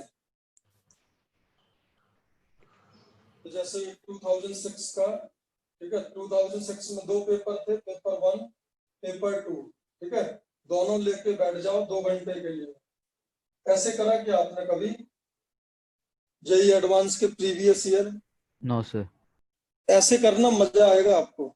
और पता है, जो जो एक धारणा बनी हुई है ना कि जेई के क्वेश्चन आसान होते हैं, वो पता क्यों आसान लगते हैं? क्योंकि आप कोई भी चैप्टर स्कूल पढ़ते हो इंस्टीट्यूट में, उसके बाद उसका पूरा मॉड्यूल सॉल्व करते हो, मॉड्यूल में वही वही फ्लेवर आता है पूरा, ठीक है, तो वो सारे क्वेश्चन आसान लगने लगते हैं। जब आप एज अ पेपर देखोगे, उसमें एक सरफेस केमिस्ट्री का भी टेंशन होगा, ठीक है, उसमें एक मेटलर्जी का भी क्वेश्चन होगा। जब जब जब पूरी टेंशन होंगी, ठीक है, तब फिर वो पेपर बहुत सुंदर लगेगा आपको। लेकिन आप खुद सोचो, आपने मेटलर्जी पूरा 7 दिन पढ़ा लगातार, फिर तो जेई का लड्डू लगेगा ना question. But at the same time जब 30 चैप्टर होंगे, जो रियल रियल जो चैलेंज होता है अपने साथ एग्जाम में, उसमें पीसीएम तीनों का पेपर होता है ना, तो फिर क्या होता है कि कुछ इंटरेस्टिंग चैप्टर होते हैं वो भी है, कुछ हमारे बोरिंग चैप्टर हैं वो भी है, सब कुछ रहता है ना, तो फिर माइंड अलग तरीके से काम करता है। तो आप ऐसे पेपर शुरू करना, मैं आपको भेज दूंगा केमिस्ट्री के। और हाँ, केमिस्ट्री के जो आंसर्स हैं वो बहुत जगह अलग अलग दिए हुए हैं, तो सबसे अच्छा होता है जेई की ऑफिशियल वेबसाइट से डाउनलोड करना। मैं आपको भेज दूंगा पेपर, मेरे पास अभी लेटेस्ट में 10-12 साल के पेपर्स हैं केमिस्ट्री के पूरे। तो वो पेपर आप, जैसे आपको अगर लगता है कि केमिस्ट्री का रिवीजन करना है, तो बेस्ट है आप एक पेपर उठाओ, उसमें इनऑर्गेनिक, फिजिकल और ऑर्गेनिक तीनों होंगे। और तीनों कोशिश करो कि 1 घंटा रहता है, मतलब ideal time in chemistry should be 45 minute, because थोड़ा सा जल्दी करना होता है केमिस्ट्री। तो 45 1.5 घंटे में वो पेपर तुरंत पूरे सॉल्व करो, उसमें आपको रियल फील आएगा कि जेई में क्या होता है क्या नहीं है। जेई में कभी बहुत हैवी चीजें नहीं आती हैं 2-3 क्वेश्चन छोड़ के, मतलब 90% of the content is almost from the all the booklets of all the institute। वो आपको मटेरियल सब जगह सेम मिलेगा 90%। इसका आंसर बताओ।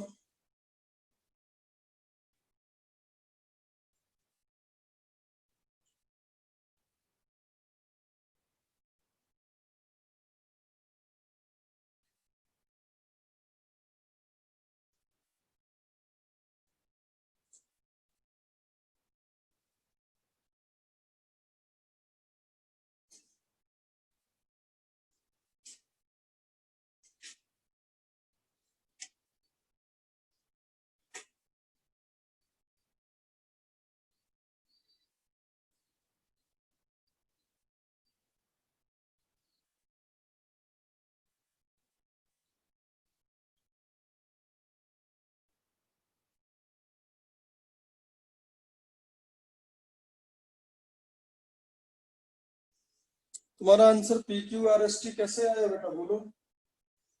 PQRST, this is decreasing order, कैसे आया? सर हाँ, क्योंकि मतलब यहाँ पे लगभग हर जो है मतलब 2 डिग्री टाइप है, तो मतलब स्टेरिक वाला ज्यादा डोमिनेंट नहीं रहेगा, तो मतलब हम डेल्टा प्लस से देखेंगे, मतलब वो सीएल के बाजू में जो कार्बन है वहां पे, तो जहाँ तो पे फिर क्यू सेकंड कैसे आएगा? तो सी डबल बॉन्ड होगा, माइनस आई ज्यादा नहीं रहेगा। और प्लस ओ एम, एन और प्लस एम? प्लस एम कैसे लगेगा, मतलब रेजोनेंस होगा ही नहीं ना वहां पे। अच्छा, तुमने माइनस आई से देख लिया। हाँ अच्छा, गलत है ये। ओके।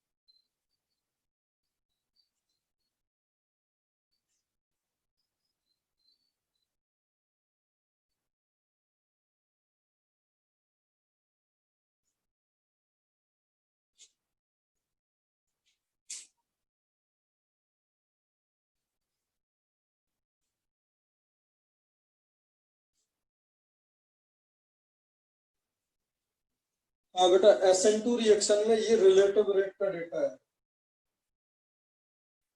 ये एक्चुअली मैं इसके रिस्पेक्ट में बताया, ठीक है। इसका रिएक्शन मतलब 1 डिग्री ब्रांच लीनियर 1 डिग्री का अगर 1 है, ठीक है, तो इसका 200 होता है। तो ठीक है, लीस्ट स्टेरिकली क्राउडेड है, 200 हो गया। इसमें थोड़ी क्राउडिंग ज्यादा हो गई तो कम हो गया, क्लियर है ना। इसमें 1 डिग्री है, ठीक है, तो लेकिन देखो ये 1 डिग्री है और ये 1 डिग्री है, इसका मतलब पाई बॉन्ड से निश्चित रूप से कुछ स्टेबलाइजेशन हो रहा होगा, इसलिए ये 1 है, ये 79 हो गया, क्लियर है।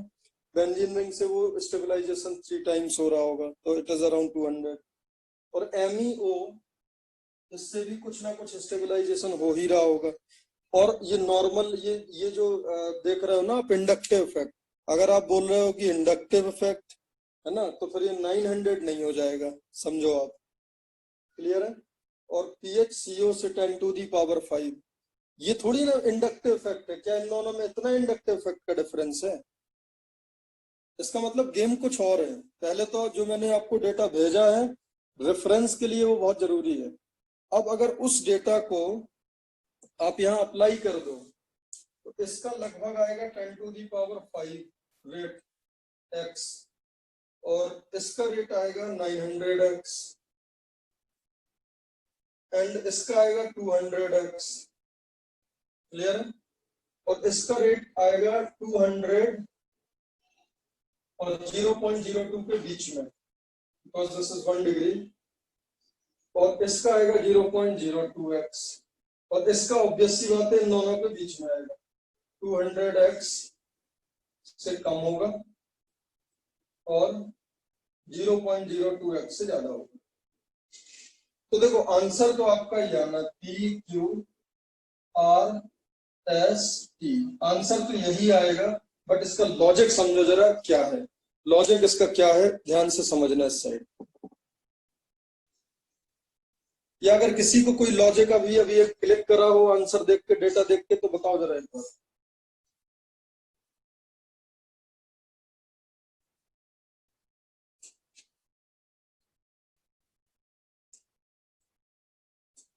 किसी को कोई क्लिक करा क्या बेटा?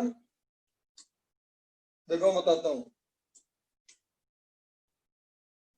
Rate of reaction of SN2 reaction is directly proportional to stability of transition state, clear है बेटा इतनी बात? ट्रांजिशन स्टेट जितना ज्यादा स्टेबल होगा, बिकॉज देखो ट्रांजिशन स्टेट में क्या प्रॉब्लम होता है, ध्यान से देखो, इसका जो ट्रांजिशन स्टेट है वो ट्राइगोनल बाइपिरामिडल होता है। एक लिविंग ग्रुप बेचारा निकल रहा है, एक न्यूक्लियोफाइल आ रहा है, और 3 बॉन्ड परमानेंट होते हैं, R1 R2 R3, इस तरीके का ट्रांजिशन स्टेट होता है बेटा, बोलो। हाँ सर। अब एक कार्बन पे 5 लोग जुड़े हुए हैं, तो हाईली स्ट्रेन्ड सिचुएशन हो गई। तो अब होता क्या है, अब समझो, ध्यान से समझो, अगर size of R1 R2 R3 अगर बेटा डिक्रीज होगा, तो बताओ potential energy of TS decrease होगा और स्टेबिलिटी डिक्रीज होगा। ये तो चमक गया आप सभी को, स्टेबिलिटी इंक्रीज होगा, बोलो। ये बात तो समझ आ रही होगी ना। अगर इनका साइज अगर आप घटा दोगे तो फिर 5 लोगों का जुड़ना इजीली संभव होगा। हाँ सर। इसलिए आपने सुना होगा SN2 reaction is more favourable at least sterically crowded situation, so this is one of the factor, clear इतनी बार, बोलो।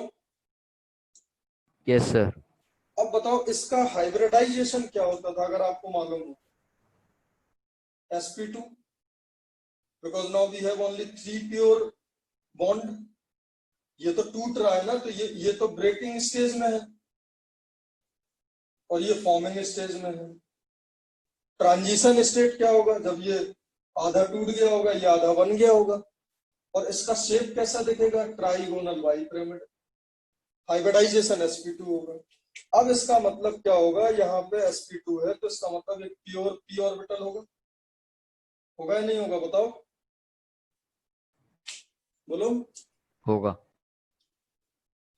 और समझना ध्यान से, ये बताओ इस प्योर पी ऑर्बिटल में इलेक्ट्रॉन है या नहीं है, मेरे को ये बताओ। तो आप बोलोगे सर ये न्यूक्लियोफाइल, इस साइड न्यूक्लियोफाइल है और इस साइड लीविंग ग्रुप है। लीविंग ग्रुप जब निकल रहा है तो उस पर माइनस आ रहा है, और न्यूक्लियोफाइल पूरा एक यूनिट माइनस लेके आया था लेकिन कुछ दे दिया इसलिए पार्शियल माइनस। तो बेटा आप देखो जरा, जो दुनिया का सबसे शानदार स्टेबलाइजेशन होता है वो होता है अगर यहाँ पे मैं कोई स्ट्रॉन्ग माइनस एम ग्रुप लगा। स्ट्रॉन्ग माइनस एम से क्या होने लगेगा, ये जो चार्ज एक्युमुलेट हो रहा है यहाँ पे वो स्टेबलाइजेशन होने लगेगा बहुत खतरनाक तरीके से। बेटा ये बात समझ आई क्या? इसका मतलब डिस्पर्सन ऑफ चार्ज ऑब्वियसली बात है, ट्रांजिशन स्टेट अगर कम चार्ज का होगा या आपका कम चार्ज का होगा तो ऑब्वियसली बात है इसका फॉर्म होने का टेंडेंसी ज्यादा होगा और रेट फास्ट हो जाएगा। और रेट समझो CH3Cl का रेट 200 था बेटा, 200, और एक CO पीएच लगा देने से जो कि क्राउडिंग भी हो गई वहां पे, फिर भी 10 टू द पावर 9 हुआ। इसका मतलब ये नॉर्मल इंडक्टिव वाला साधारण सा कोई इफेक्ट नहीं है, ये इतना रेट इंक्रीज कर दिया है, इसका मतलब ये असाधारण स्टेबलाइजेशन हो रहा है। और ये ऐसा नहीं है कि मतलब सिर्फ इंडक्टिव की वजह से आप इतना ज्यादा हो गया, और इनफैक्ट मैंने क्राउडिंग भी बढ़ा दी, मैंने COPH लगाया, क्राउडिंग बढ़ाने के बाद भी इतना ज्यादा रेट अगर हो गया तो ये कोई नॉर्मल स्टेबलाइजेशन नहीं होगा, ये एक शानदार स्टेबलाइजेशन होगा। ये बात तो बच्चों को चमक जाती है कि सर यहाँ पे नेगेटिव चार्ज था और वो नेगेटिव चार्ज का डीलोकलाइजेशन CO में बेहतरीन तरीके से हो जाएगा, माइनस एम शानदार लगा देगा। और सिर्फ ना केवल CO, ऐसा कोई भी ग्रुप ले लो जिसका स्ट्रॉन्ग माइनस एम है, उसका SN2 का रेट बहुत जबरदस्त तरीके से इंक्रीज हो जाएगा। बेटा ये बताओ, ये बात आपको समझ आ गई? ये बात सबको समझ आ गई कि जो मैंने गिवन क्वेश्चन था उसमें P सबसे बेहतरीन होगा? Yes sir. इससे अच्छा स्टेबलाइजेशन ट्रांजिशन स्टेट को कोई नहीं है, ऐसा मैं नहीं बोल रहा हूँ, ऐसा कौन बोल रहा है? ऐसे रिजल्ट्स बता रहे हैं, एक्सपेरिमेंटल रिजल्ट्स ऐसा चीख चीख के बोल रहे हैं कि भाई ये देखो कितना ज्यादा रेट बढ़ गया। इसका मतलब ये असाधारण तरीके से ये इंक्रीज हो रहा है। बेटा इंडक्टिव इफेक्ट से होता तो 200 का 300 हो जाता, 400 हो जाता, यहाँ देखो 10 टू दी पावर 5। अब देखो second best way of stabilization, अगर आप टेबल देखो तो उसमें ये थोड़ा सा अजीब हो गई बात, ये बात अजीब हो गई। इसका कौन सा इफेक्ट है? प्लस है और माइनस आई। बेटा ये कैसे स्टेबलाइज हो रहा है अब कौन समझाएगा? And this is second best way of stabilization, आप समझो। This is also 900, this is also 900, और इतनी क्राउडिंग बढ़ने के बाद भी अगर वो इससे 5 गुना ज्यादा है, इसका मतलब ये भी कुछ तो कर रहा होगा। और बताओ वो क्या कर रहा है?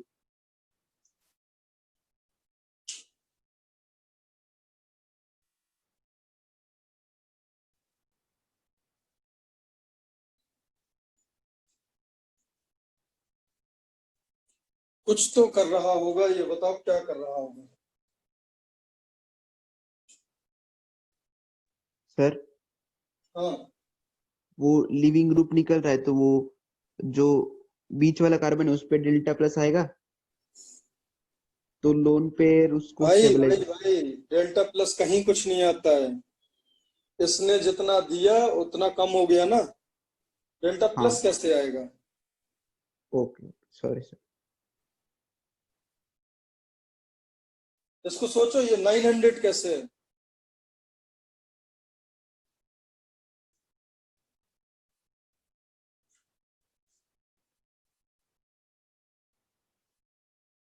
देखो बेटा सुनो ध्यान से, ये जो ऑर्बिटल है बेटा इसकी ये एक्चुअली में इन रियलिटी इसमें क्या है? This can act as a pure p orbital और फिल्ड p ऑर्बिटल, ये दोनों का काम करता है। बट प्रीडोमिनेंट नेचर इसका क्या है? नेगेटिव चार्ज होना। तो होता क्या है, ये इस तरीके से स्टेबलाइजेशन करता है, यहाँ पे इलेक्ट्रॉन देता है, ये यहाँ पे अगर इलेक्ट्रॉन देने लगता है, ठीक है, तो यहाँ पे एक एक्स्ट्रा रेजोनेंस हुआ, तो एक्चुअली में यहाँ पे क्या गड़बड़ होता है, ध्यान से समझो। ये जो बेटा लोन पेयर है ये हमेशा न्यूक्लियोफिलिक नहीं होता है, ये इलेक्ट्रोफिलिक एंड न्यूक्लियोफिलिक दोनों का काम कर सकता है, ये दोनों का काम कर सकता है। और जब एक्चुअली में मैं अगर आपको सच बताऊं तो, सच्चाई अगर बताऊं तो सुनो जरा। एक्चुअली में ये जो एटॉमिक ऑर्बिटल है, ये एटॉमिक ऑर्बिटल है, ठीक है। इस एटॉमिक ऑर्बिटल का और यहाँ पे जो जुड़ा हुआ ग्रुप था, पिछले केस में क्या था, CO, पिछले केस में क्या था, CO, समझना ध्यान से। ऐसे देखो, यही था ना, बोलो बेटा, ऐसा कुछ था। तो होता क्या है, इस एटॉमिक ऑर्बिटल और इस एटॉमिक ऑर्बिटल के बीच में क्या होता है, MOT, एक MOT होगा, मतलब मॉलिक्यूलर ऑर्बिटल बनेगा। जब ये मॉलिक्यूलर ऑर्बिटल बनेगा तो इसके पास तो अभी एक भी इलेक्ट्रॉन नहीं है, तो इसके जो दोनों इलेक्ट्रॉन है, ये दोनों एटम के ऑर्बिटल से मैं सिर्फ उन इलेक्ट्रॉन को देख रहा हूँ जो चेंज हो रहे हैं। तो चेंज होने वाले इलेक्ट्रॉन कितने हैं, यहाँ एक पेयर है। तो होता क्या है, ये 2 इलेक्ट्रॉन,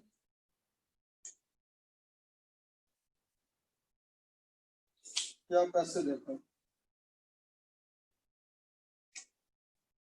MOT का चक्कर इसमें ज्यादा टफ हो जाएगा। ऐसे देखो,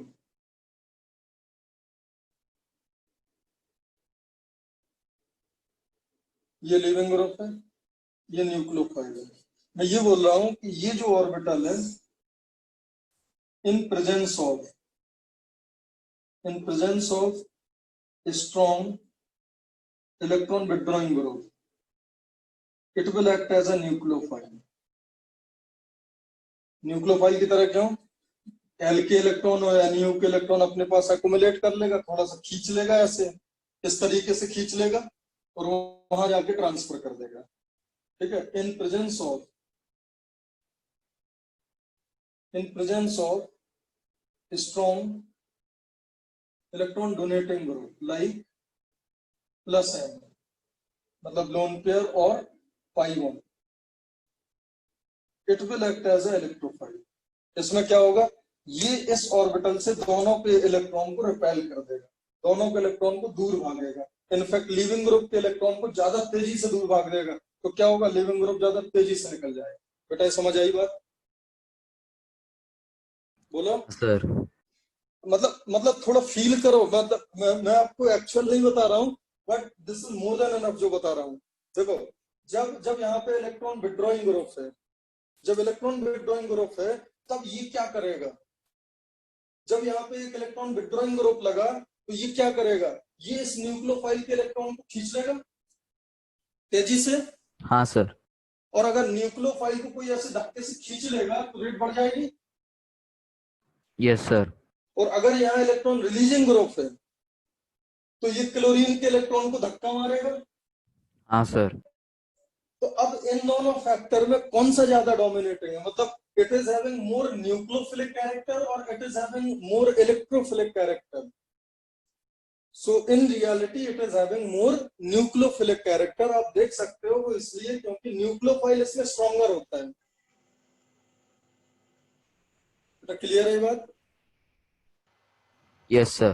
तो ये जो 2 स्टेबलाइजेशन मैंने बताए ना, +M और -M वाले, बेटा ये असाधारण है, ये टॉप 1 2 है। इनके बीच में कोई क्राउडिंग वगैरह नहीं आने वाली है। लीस्ट क्राउडिंग वाले से भी होना है ये आपका +M वाला। हाँ, उसके बाद यार अब लोन पेयर है और पाई बॉन्ड, इनके +M में काफी अंतर है। तो देखो 3 पाई बॉन्ड वाला सबसे अच्छा, जो लीस्ट क्राउडेड है उसके बराबर हो जाता है इतनी क्राउडिंग होने के बाद भी। तो अब होपफुली आपको समझ आ गया होगा। 1 पाई बॉन्ड वाले में 79, 3 पाई बॉन्ड वाले में 200। इस तरीके से अब ये क्वेश्चन आपसे हो जाएगा। अब अगर कोई आपका डाउट हो तो बताओ।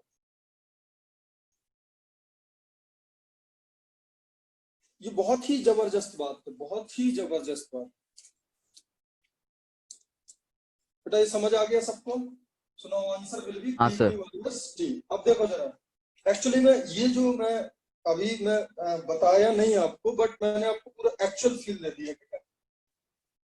मैं आपको एक क्वेश्चन दे रहा हूँ, होमवर्क के लिए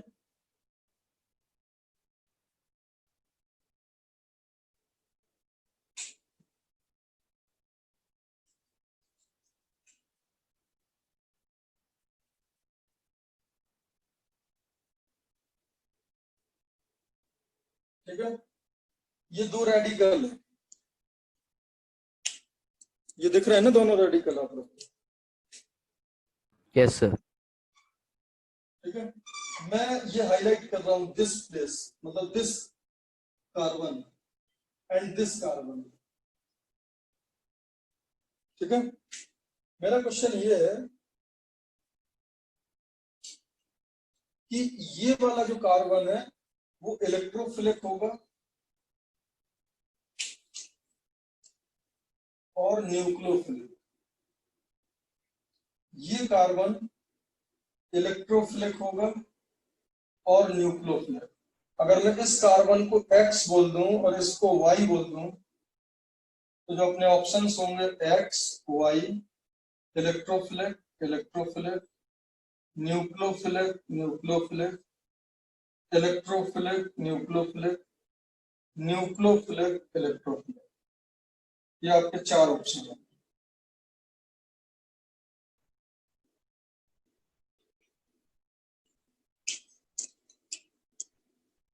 क्वेश्चन समझ आ गया? बहुत ही प्यारा क्वेश्चन है।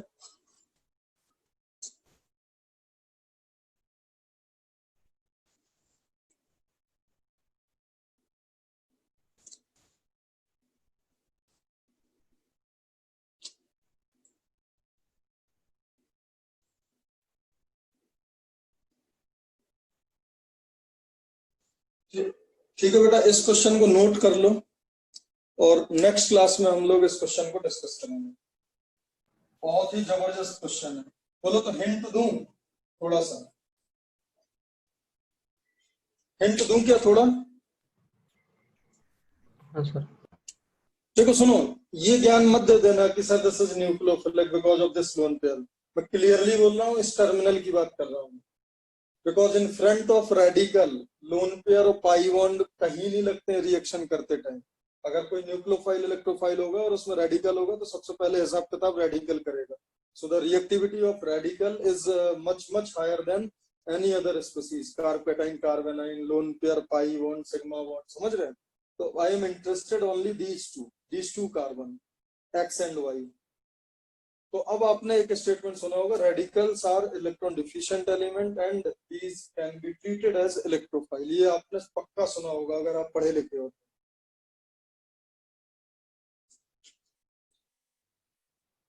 और अगर आपका नॉलेज बहुत बढ़िया है तो आपका आंसर क्या आना चाहिए, अगर आप पढ़े लिखे हो तो। और अगर आपका आंसर ए के अलावा कुछ आ रहा है इसका मतलब you are a confused person. ये अपन ने पढ़ा है ना, carbocation is electrophile, carbanion is nucleophile, radicals are electron deficient, 7 electron species, तो it is always electron deficient, it will pick up electron from the surrounding. ये नहीं पढ़ा क्या आपने? पढ़ा है सर। हाँ सर पढ़ा है। सो आंसर शुड बी ए।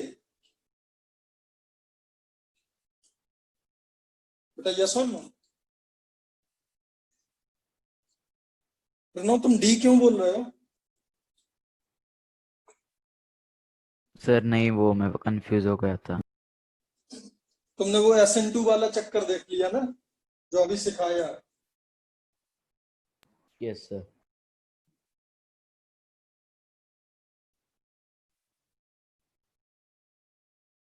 अच्छा सुनो, आंसर यार डेफिनेटली ये नहीं होगा, तो ये अभी डिस्कस कर लें, नेक्स्ट क्लास में डिस्कस करें?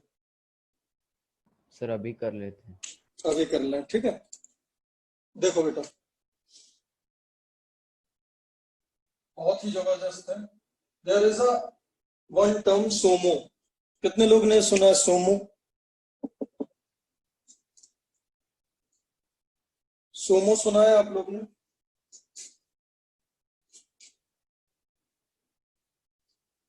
एक्चुअली बेटा पता क्या होता है, अपन लोग का ऑर्गेनिक केमिस्ट्री पढ़ने का अप्रोच ही गलत होता है। सिंगली ऑक्यूपाइड मॉलिक्यूलर ऑर्बिटल में। समझो जरा ध्यान से, इसको बोलते हैं सोमो थ्योरी। एक पूरा थ्योरी है सोमो थ्योरी, आप अच्छी रेफरेंस बुक में देखोगे तो मिलेगा, बट अपन को उसकी बहुत ज्यादा जरूरत नहीं है। अब देखो, I am interested only in this this and this pi one, मतलब ये दोनों बेसिकली इलेक्ट्रॉन। तो इसमें बताओ, यहाँ पे पाई-1 तो बना हुआ है ना, तो इस कार्बन और इस कार्बन में, इस कार्बन और इस कार्बन में बेटा देखो, कार्बन कार्बन इंटरेक्शन होगा तो ऑब्वियस सी बात है दो ऑर्बिटल बनेंगे। अरे दो, इसका एक एटॉमिक ऑर्बिटल, इसका एक एटॉमिक ऑर्बिटल मिक्स हुआ तो दो नए एटॉमिक ऑर्बिटल बनेंगे। बोलो बेटा, एक बनेगा बॉन्डिंग एमओ और एक क्या बनेगा, एंटी बॉन्डिंग एमओ। ये बात तो क्लियर है ना, यहां तक कोई तकलीफ? ये तो यार नॉर्मल है ना, दो एटम, मैं क्या बोल रहा हूँ, दो एटम मर्ज हुए, दो एटॉमिक ऑर्बिटल मर्ज हुए तो दो नए मॉलिक्यूलर ऑर्बिटल बनेंगे ना, इसमें तो कोई डाउट नहीं होगा। बोलो। हाँ सर। हाँ सर। ऑर्बिटल में सिर्फ उनमें इंटरेस्टेड हूँ, किसमें? इसका मैंने वो ऑर्बिटल लिया जिसमें रेडिकल है, बिकॉज हमें रेडिकल की ही फंक्शनैलिटी चेक करना है। और इसका मैंने वो ऑर्बिटल लिया जिसमें ये पाई बॉन्ड बना हुआ है, बिकॉज यही दो रिएक्टिव साइड्स है ना दोनों की। Yes sir. ये मैंने दो ऑर्बिटल लिए, इसका पाई बॉन्ड वाला और इसका रेडिकल वाला। अब देखो, इन दोनों में अगर आप देखोगे तो बेटा इसके ये जो पाई बॉन्ड वाला ऑर्बिटल होगा उसमें तो एक भी इलेक्ट्रॉन नहीं होंगे, क्योंकि उसके इलेक्ट्रॉन तो ऑक्सीजन की तरफ शिफ्टेड है। बोलो बेटा, अरे बताओ भाई, या इसमें ऐसे बताओ कोई नॉन बॉन्डिंग इलेक्ट्रॉन है क्या, ये बता दो बस, इसमें कोई नॉन बॉन्डिंग इलेक्ट्रॉन है क्या? नहीं है। अरे चारों बॉन्डिंग है ना, तो अब इन दोनों ऑर्बिटल में जो जो मैंने बनाए हैं उन दोनों में मिला के कितने इलेक्ट्रॉन है? एक, और वो एक इलेक्ट्रॉन कहाँ चला जाएगा, बॉन्डिंग में। बोलो बेटा, और अगर ये बॉन्डिंग में चला गया तो अब मेरे को बताओ, ये इलेक्ट्रॉन रिसीविंग एंड पे रहेगा या इलेक्ट्रॉन डोनर एंड पे रहेगा? ये मॉलिक्यूल को अभी अगर कोई इलेक्ट्रॉन दे जाए, एक इलेक्ट्रॉन, तो ये एक्सट्रीमली हैप्पी होगा। क्यों? क्योंकि इसका इलेक्ट्रॉन कहाँ आना है, बॉन्डिंग में। बोलो बेटा, तो इसका कौन सा नेचर ज्यादा होगा, इलेक्ट्रोफिलिक या nucleophilic? This will act as electrophile only. अरे बताओ भाई। सर हाँ, आपने रेडिकल वाला लिया और कार्बन का पाई बॉन्ड वाला लिया। कार्बन का देखो, आप ऐसे समझो, we are interested only in non bonding electron, because वही दिए जाएंगे ना। हाँ सर। ठीक है, तो इसमें तो नॉन बॉन्डिंग इलेक्ट्रॉन एक भी नहीं है, इसमें एक है, हाँ सर, हाँ समझा। तो टोटल एक इलेक्ट्रॉन है। और यस उस सर। वो एक इलेक्ट्रॉन अभी अपन को लग रहा है कि यार ये कितना खतरनाक इलेक्ट्रॉन है, जबकि देखो उसकी पोजीशनिंग, वो एक स्टेबलाइज्ड मॉलिक्यूलर ऑर्बिटल में, एंड वो चाहेगा, क्योंकि बॉन्डिंग खाली है, और अगर बॉन्डिंग खाली है तो वो क्या करेगा, वो इलेक्ट्रॉन एक्सेप्टिंग एंड में है। अभी ये चाहेगा कि भाई मेरे को एक इलेक्ट्रॉन और मिल जाए और मैं उसको स्टेबलाइजेशन दे दूं। क्लियर है बेटा ये बात? Yes sir. अब अगर इन दोनों की बात करोगे, इस ऑक्सीजन और इस कार्बन का, तो नॉन बॉन्डिंग इलेक्ट्रॉन अब दो एटॉमिक ऑर्बिटल में तो तीन हो गए ना, बिकॉज इसके एक एटॉमिक ऑर्बिटल में दो होंगे, इसके एक एटॉमिक ऑर्बिटल में। बोलो बेटा, यस सर। इसके दो लोन पेयर तो दो एटॉमिक ऑर्बिटल में होंगे ना, and we are discussing only to mixing of two atomic orbital, एक इसका एक इसका, तो इसके भी दो बनेंगे, एक बॉन्डिंग एमओ और एक एंटी बॉन्डिंग एमओ। बात समझ आई? हाँ सर। अब बताओ, यहाँ पे टोटल इलेक्ट्रॉन कितने हैं? तीन, तो दो तो यहाँ आ गए, एक यहाँ आया। अब बताओ, यहाँ पे इलेक्ट्रॉन का एडिशन फिजिबल होगा या इलेक्ट्रॉन का रिमूवल फिजिबल होगा? Removal sir. रिमूवल। और अगर ये इलेक्ट्रॉन देगा, अगर ये इलेक्ट्रॉन देगा तो ये किसका काम करेगा, न्यूक्लियोफाइल का, और ये अगर लेगा तो ये इलेक्ट्रोफाइल का। अब देखो कितनी शानदार बात निकल के आ गई। हम एक्चुअली में चीजों को गलत तरीके से पढ़ लेते हैं। रेडिकल का यस मतलब it is electron deficient, so it's a very logical thing कि भाई वो इलेक्ट्रॉन लेगा, बट इस केस में क्यों लेगा वो बताओ। आप सामने इलेक्ट्रॉन रख दो, इसके सामने आप इलेक्ट्रॉन रख दो, ठीक है, और इसके सामने प्लस रख दो, इसके सामने एक नेगेटिव रख दो, एक प्लस रख दो, इसके सामने नेगेटिव रख दो, प्लस रख दो। आप खुद सोचो कि वो क्या करेगा। ये लूज करेगा इलेक्ट्रॉन प्लस को और ये इसको गेन करेगा। बोलो बेटा, समझ आ गया ये? हाँ सर। तो ये क्वेश्चन ऐसा आ सकता है। और रेफरेंस के लिए एक मतलब आपको अगर देखो इसमें बेटा जरूरत नहीं है, बिकॉज सोमो नेम से कुछ नहीं पूछा जाएगा, बट अगर फिर भी आपको रेफरेंस के लिए कॉपी में लिखना हो तो आप लिख लेना सोमो थ्योरी। और एक होता है कैप्टोडेटिव